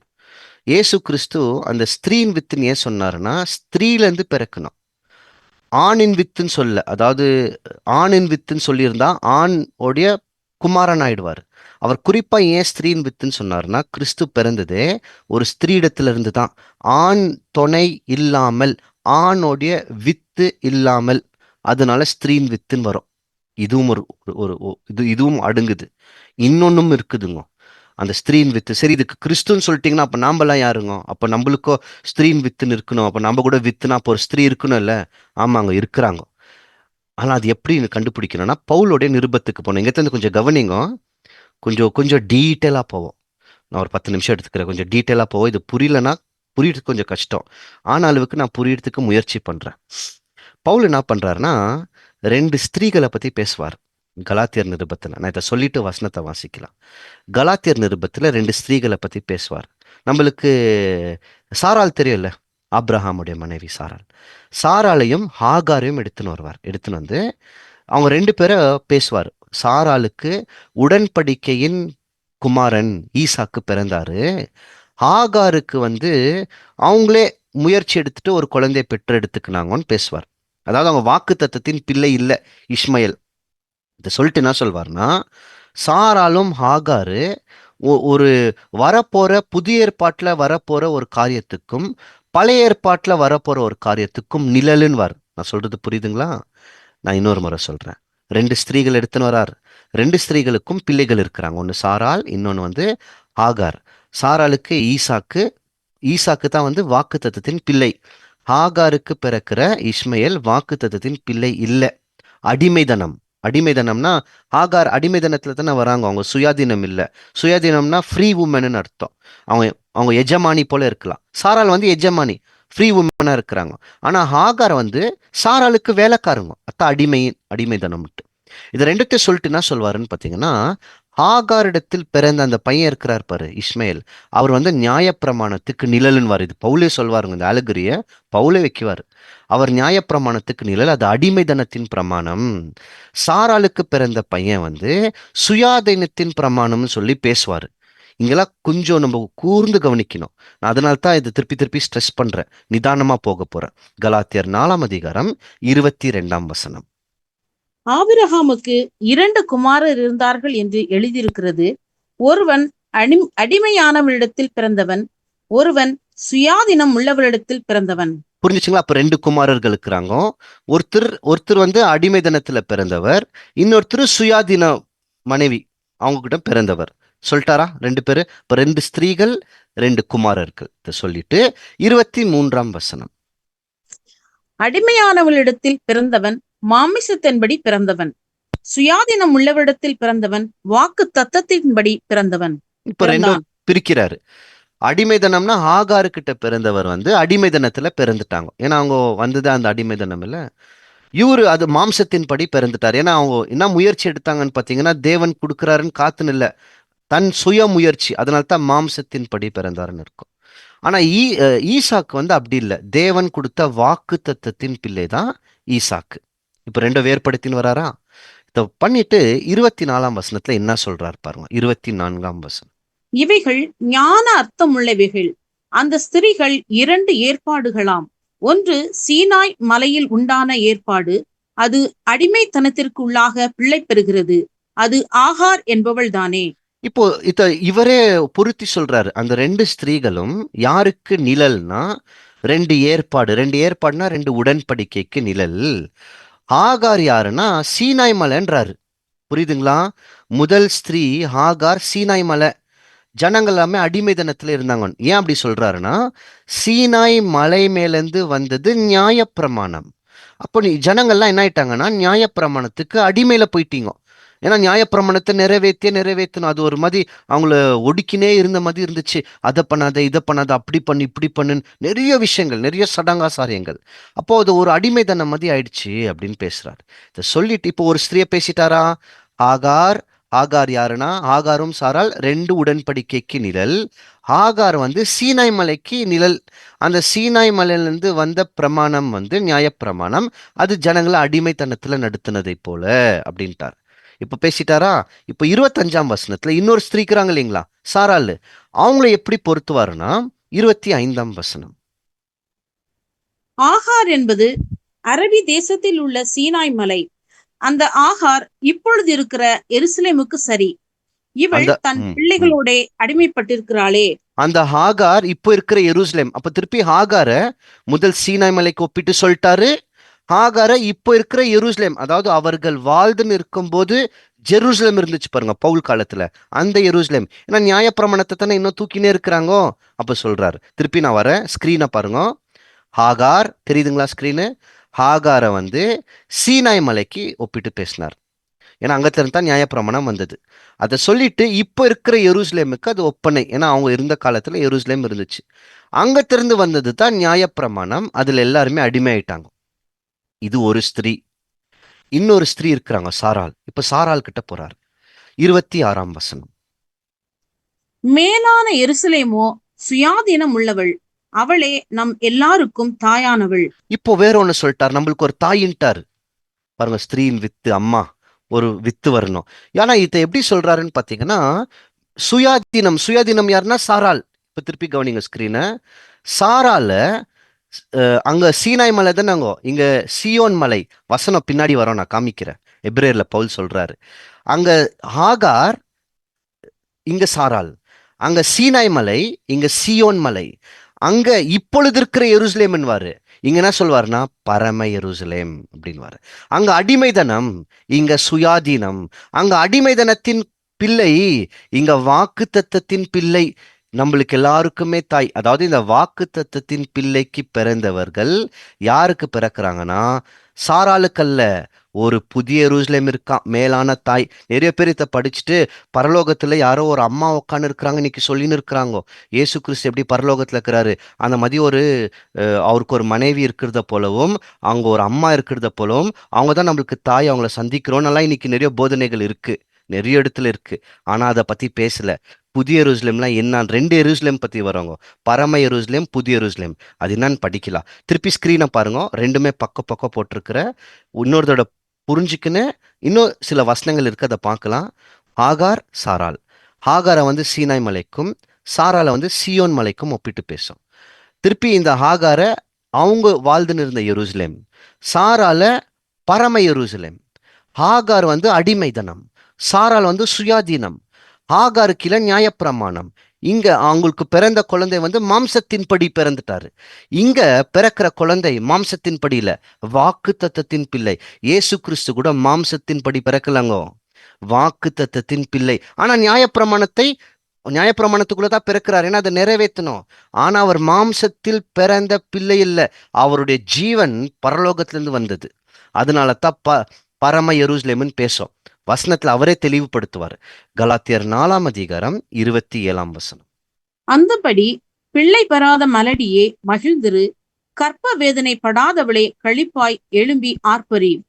புருஷன் உள்ளவளை பார்க்கிலும் அநாத ஸ்திரிக்கே அதிக பிள்ளைகள் உண்டு எழுதியிருக்கிறது. இப்ப திருப்பி பழைய ஏற்பாட்டுல இருந்து தீர்க்க தரிசனத்தை சொல்றாரு. பிள்ளை பெறாத மலடியே, உன் குழந்தைய இல்லாம இருந்துச்சு, அவனுக்கு கர்ப்ப வேதனை இல்லை. ஆனா இப்ப எப்படி இருக்கா, நீங்க புறக்கணிக்கப்பட்ட மாதிரி இருந்தீங்க, ஆனா இப்போ உங்களுக்கு நிறைய பிள்ளைகள். ஒரு பிள்ளைன்னு சொல்ல, நிறைய பிள்ளைகள். ஆமாங்க. நம்மளுக்கு எப்போ இந்த சுயாதீன பிரமாணம் கொடுத்தாரு இல்லைங்களா, அன்பின் பிரமாணம், அதுதாங்க அங்க நியாய பிரமாணத்தை போல் இங்க அன்பின் பிரமாணம். அந்த அன்பின் பிரமாணம் புதிய ஏற்பாட்டு காலகட்டத்துல கிறிஸ்து நிமித்தமா நம்மளுக்கு கிடைக்குது. கிறிஸ்து கூட அந்த அன்பை தான் நிறைவேற்றுறாரு. அப்புறமா நம்மளுக்கு கொடுக்குறாரு, ஒரு பிரமாணத்தை கொடுக்குறேன் அப்படின்னு சொல்லி அன்பை கொடுத்துருக்கிறார். இந்த அன்பின் பிரமாணம்ன்ற தாய்க்கு இன்னைக்கு நிறைய பிள்ளைகள் இருக்கிறாங்களா, அதான் சொல்றாரு. அநேக பிள்ளைகள், நம்ம எல்லாருமே அன்பினால் இணைக்கப்பட்டிருக்கிறோம் இல்லைங்களா. நம்மளுக்கு எல்லாருக்குமே ஒரு தாய் இருக்கிறாங்களா. அந்த தாய் என்னன்னா பிரமாணம். அந்த பிரமாணம் என்னன்னு பார்த்தீங்கன்னா அன்பின் பிரமாணம், அவ்வளோதாங்க. அத்தாதுடைய சுருக்கம். இன்னும் கொஞ்சம் டீட்டெயிலாக போலாம் பாருங்க. இவர் திருப்பி இன்னும் கொஞ்சம் விளக்குறாரு அதுல. கலாத்தியர் 4:28. சகோதரரே, நாம் ஈசாக்கை போல வாக்குத்தத்தத்து பிள்ளைகளாயிருக்கிறோம். புரியுதுங்களா? அப்ப நாம கூட ஈசாக்கை போல் வாக்குத்தத்தத்தின் பிள்ளையா மாறிட்டோம். இயேசு கிறிஸ்து கூட என்ன, வாக்குத்தத்தத்தின் பிள்ளை. ஆனா அங்க பரம எருசலேம்னு சொல்லப்பட்டிருக்கு. அதுதான் என்ன? அப்போ மேல ஒரு தாய் உட்காந்து இருக்கிறாங்கன்னா இல்லைங்கோ. பரம எருசலேம்னு என்ன தெரியுங்களா? தேவன் இருக்கிற நகரம். அதுக்குதான் பரம எருசலேம்னு பேரு. கலாத்தியர் 4:29 வாசிக்கலாம். வாசிச்சுட்டு இன்னொரு 2-3 வசனம் படிக்கலாம். ஆகிலும் மாமிசத்தின்படி பிறந்தவன் ஆவியின்படி பிறந்தவனை அப்பொழுது துன்பப்படுத்தினது போல இப்பொழுதும் நடந்து வருகிறது. இங்க 2 விஷயம் சொல்றாரு. மாம்சத்தின் படி பிறந்தவர் யாரு? இஸ்மையேல். ஆவியின் படி பிறந்தவர்னா தேவனுடைய வாக்குத்தத்தம், அவ்வளவுதான். அப்போ அவருடைய அதன்படி பிறந்தவர் யாருன்னா இஸ்மையேல். புரிஞ்சுச்சுங்களா? இஸ்மையேல் இல்ல, ஈசாக்கு. இப்ப 2 பேசுறாரு. மாம்சத்தின் படி பிறந்தவர், ஆவியின் படி பிறந்தவர். அங்க எப்படி மாம்சத்தின் படி பிறந்த இஸ்மையேல் வாக்குத்தத்தத்தின் பிள்ளையாகிய ஈசாக்கை துன்பப்படுத்தினாரோ, இங்க கூட அப்படித்தாப்பா நடக்குது. யூதர்கள் மாம்சத்தின் படி பிறந்தாங்கோ, நாம எல்லாருமே ஆவியின் படி பிறந்தோம். கிறிஸ்துவும் எப்படி பிறந்தாரு? ஆவியின் படி பிறந்தார். பின்னாடி வந்த சீசர்கள் எப்படி பிறந்தாங்கோ? ஆவியில பிறந்தாங்கோ. நம்மள அன்னைக்கு எப்படி மாம்சத்துல பிறந்த இஸ்மையேல் ஈசாக்கை துன்பப்படுத்தினாரோ, அந்தன் போலதான் இன்னைக்கு மாம்சத்துல இருக்கிறவங்க ஆவியில பிறந்த நம்மளையும் துன்பப்படுத்துறாருன்றாரு. புரியுதுங்களா? அப்பனா அங்க எப்படி ஈசாக்கும் இஸ்மேலை ஒப்பிட்டு பேசினே வராரோ, அதே மாதிரி தான் இங்கேயும் நடந்துனே இருக்கு. அப்போ அந்த ஸ்திரீ யாருன்னு பார்த்தீங்கன்னா நம்மளுக்கு கொடுக்கப்பட்ட பிரமாணம். அங்க ஆகார் யாருன்னா நியாயப்பிரமாணம். இங்க சாரால் யாருக்கு நிழல்னு பார்த்தீங்கன்னா அன்பின் பிரமாணம். நம்ம எல்லாருமே எதுக்கு பிறந்திருக்கிறோம்னு பார்த்தீங்கன்னா அன்பின் பிரமாணத்துக்கு பிறந்திருந்தோம். ஆனா புதிய எருசலேமின் திருப்பி திருப்பி சொல்றாரே, வரலாம். யோவான்ல கிறிஸ்து சொல்வார், மாம்சத்தின் படி பிறக்கிறது மாம்சமா இருக்கோ, ஆவியின் படி பிறக்கிறது ஆவியா இருக்கோ. அப்போ நம்ம எப்படி பிறந்திருக்கிறோம்னு பார்த்தீங்கன்னா இன்னைக்கு ஆவியில பிறந்திருக்கிறோம். சுயாதீனம், அடிமைதனம் இல்லையா. கலாத்தியர்ல திருப்பி பவுல் சொல்றாரு, 4ஆம் அதிகாரம் 31ஆம் வசனம். இப்படி இருக்க சகோதரரே, நாம் அடிமையானவளுக்கு பிள்ளைகளாயிராமல் சுயாதீனம் உள்ளவளுக்கே பிள்ளைகளாயிருக்கிறோம். அப்ப நம்ம யாருக்கு பிள்ளைன்ட்டாரு? சுயாதீனத்துக்கு தான் பிள்ளை. புரியுதுங்களா? அப்ப நம்ம பிள்ளைனா அப்ப அந்த சுயாதீனம் என்னதான்? தாய் தான். அதனால்தான் ஸ்திரீயின் வித்துனார். அங்க எப்படி கிறிஸ்துவும் கன்னிகை வயிற்றுலேருந்து பிறக்கணும், நம்மளுக்கும் இந்த பிரமாணத்துக்கு பிறக்கிறோம்னா பிரமாணம் கன்னிகை மாதிரி தான். அதுதான் கர்ப்பம் பிள்ளை பெறாத மலடியே ரொம்ப நாள் இல்லவே இல்லை. அன்பின் பிரமாணம் மலடியா தான் தள்ளி தள்ளி வைக்கப்பட்டிருந்தது. ஆனாலும் இன்னைக்கு அநேக பிள்ளைகள், நிறைய பேர் அன்புல உள்ள இணைக்கப்பட்டமா. ஆனா இன்னமும் அந்த புதிய எருசலேம் என்ன? புதிய எருசலேம் இல்லை, மன்னிச்சிடுங்க, மேலான எருசலேம், பரம எருசலேம் என்ன அது அப்படின்னா அது ஒண்ணும் இல்லை, தேவன் இருக்கிற இடம், நகரம். எபிரேயர் 12ஆம் அதிகாரம் 22ஆம் வசனம்.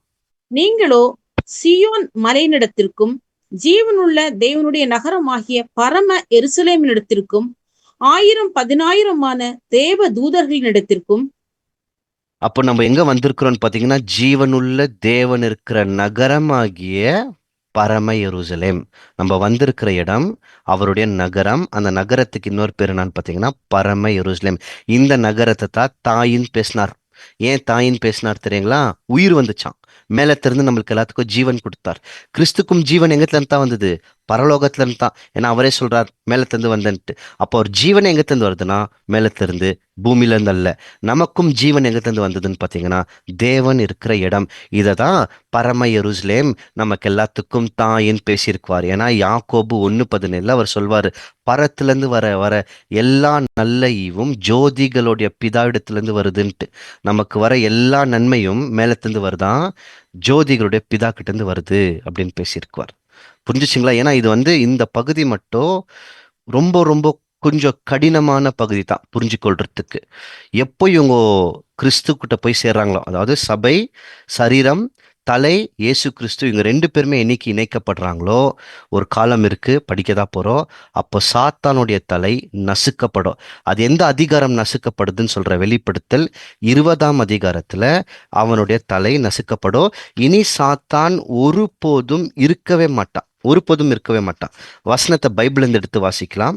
எசேக்கியேல் 28ஆம் அதிகாரத்துல சாத்தானை பத்தி பேசியிருக்கார். இதெல்லாம் நம்ம படிச்சிருக்கிறோம். தீர்வு ராஜாவை குறித்து புலம்பு. அதுல கடைசி வசனத்துல நீங்க போய் பார்த்தீங்கன்னா, இனி நீ ஒருபோதும் இருக்க மாட்டாயின்னு சொல்லி எசேக்கியேல் 28ஆம் அதிகாரம் 19ஆம் வசனத்துல அவனை பத்தி பேசப்பட்டிருக்கும். அவனுடைய தலை முழுவதும் என்னாயிடும்னு பார்த்தீங்கன்னா நசுக்கப்பட்டுரும். திருப்பி கவனிக்கலாம். தலை இயேசு கிறிஸ்து, சரீரம் நாம்போ, இவங்க 2 பேருமே சேர்ந்தாங்கன்னா கிறிஸ்துன்ற வித்து, அந்த சந்ததியோடைய கால் கீழே சாத்தான் நசுக்கி போடப்படுவான். அது எப்போ நடக்கும்னு பார்த்தீங்கன்னா, அவனுக்கு வரப்போற 2ஆம் மரணம். இப்போ நம்மளுக்கு ஒரு விஷயம் நல்லா இன்னைக்கு தெரியும். ஆமா, நமக்கும் அதுல ஒரு பங்கு தேவன் வச்சிருக்கிறார். மிகப்பெரிய வாய்ப்பு, மிகப்பெரிய அழைப்பு, அன்பின் நிமித்தமா நம்மளை அழைச்சிருக்கிறார். இப்போ நம்மளுக்கும் அந்த ஒரு இடத்தை கொடுத்துன்னு இருக்கிறார். இது அவருடைய திட்டத்துல ஒரு பங்கு. அப்போ இந்த திட்டத்தை பெற்றுக்கொண்ட நாம் எப்படி இதுக்கு மேல நம்ம வாழணும் இப்படி யோசிக்கணும். கண்டிப்பா சாத்தானுக்கு நிச்சயமா தெரியும், இன்னைக்கு இவர்களுக்கு இவங்களோ ஸ்திரீயின் வித்தா இருக்கிறாங்கன்னு கண்டுபிடிச்சிட்டாங்க. இனி இவங்கள ஏதாவது ஒண்ணு பண்ணணும். ஒன்னா அவங்கள சத்தியத்திலேருந்து வழி விலக பண்ணணும், அவங்கள உலக பிரகாரமா இழுக்கணும். வந்தா கிறிஸ்துக்கிட்ட கேட்டா பாருங்க, இதெல்லாம் உங்களுக்கு கொடுத்துறேன்னு ஐஸ்வர்யம் அப்படி இப்படி நிறைய விஷயங்களை வச்சு இழுக்கலாம். அதுக்கெல்லாம் தப்பி ஜெயிச்சாங்கன்னா அவன் அவன் சாகடிக்க கூட துணிய மாட்டான். ஒருவேளை அது நடந்தா கூட கிறிஸ்துவோடைய சரீரமா தான் மாறணுமே தவிர அவனை மட்டும் ஜெயிக்க விடக்கூடாது. அப்படி யார் ஒவ்வொருத்தவங்களும் சிந்திச்சு செய்யறாங்களோ நிச்சயமா உங்கள் கால்கள் கீழ் சமாதானத்தின் தேவன் கண்டிப்பா சாத்தானை நசுக்கி போடுவார். ஆனா ஒரு கேள்வியுடன் முடிக்கலாம். சரி, கிறிஸ்துவோடைய சரீரம் நம்ம ஆகிறோம், அந்த சரீரத்துக்கு பேர் தான் சபை, சபையாகிய சரீரம். சரி, தெரியும். ஆனா சபைன்னு சொல்லிட்டா இன்னைக்கு 42,000 பிரிவினைக்கு மேல இருக்கிறோம். சபை சபை சபைன்ட்டு. எந்த சபை? அதாவது ஒரு கட்டடம்ன்ற சபையா, அமைப்புன்ற சபையா, இல்ல இயேசு கிறிஸ்துவை போல் மாறுகிற சபையா? என்னன்னே புரியல. கேள்வி நல்லா புரிஞ்சுக்கோங்க. சரீரம், யார் சரீரம்? கிறிஸ்துவின் சபை. சபையாகிய சரீரத்துக்கு கிறிஸ்து தலையா இருக்கிறார். அப்போ நம்ம சரீரம்னா நம்மள சபைன்னு பைபிள் சொல்லுது. ஆனா இன்னைக்கு உலகத்துல பார்த்தா எல்லா இடத்துலயும் சபை இருக்கே, நிறைய பிரிவினைகள் இருக்கே. எந்த சபை இன்னைக்கு உருவாக்கப்பட்டிருக்கு பாருங்க, சின்ன சின்ன அமைப்புகள், அத பைபிள் சபைன்னு சொல்லுதா அல்லது நீங்களே சபையா? தெரியல, கண்டுபிடிக்கணும். அப்போ அந்த சபை யாருன்னு சொல்லிட்டு அடுத்த பாகத்துல நம்ம கண்டுபிடிக்கலாம். அதை தான் நம்ம அடுத்து படிக்கும். ஸ்திரீன் வித்து முடிஞ்சாச்சு. இதோட ஒரு விஷயத்தோட நம்ம போறோம். நம்மளையும் தேவன் இதற்காகத்தான் அழைச்சிருக்கிறார். அப்போ ஆதி ஆகமத்துல அவர் திட்டத்தை சொல்லும் போது கிறிஸ்துவ மனசுல இருக்கிறாரு. வேற யார் கூட இருக்கிறாங்க சொல்லுங்க? உலக தோற்றத்துக்கு முன்னாடியே கிறிஸ்தேசுக்குள் தெரிந்து கொள்ளப்பட்டவர்கள் நம்மெல்லாம். முன்னாடியே தெரிந்து கொள்ளப்பட்டுமா, அதாவது முன்னாடியே அவருடைய திட்டத்துல நினைவுகள்ல இருந்தோம். இவங்க எல்லாமே கண்டிப்பா வந்தே வரணும் திட்டத்துக்குள்ளோன்னு அப்போவே பேசினார் மனசுல வச்சு. அப்ப அந்த திட்டத்தை நீ கொடுத்துட்டார். நோவாக்கு கொடுத்தார் திட்டத்தை, நோவா வாங்கி நிறைவேற்றினார். இன்னைக்கு நம்ம கிட்ட திட்டத்தை கொடுத்துருக்கிறார். என்ன பண்ணலாங்க? நிறைவேற்றணும். நிறைவேற்றி தேவனத்தில் சென்று சேர அவர் தாமே நம் அனைவரையும் ஆசீர்வதிப்பாராக. மீண்டும் அடுத்த வாரம் இன்னொரு பகுதியில் சந்திக்கும் வரை நன்றி, வணக்கம். Praise the Lord.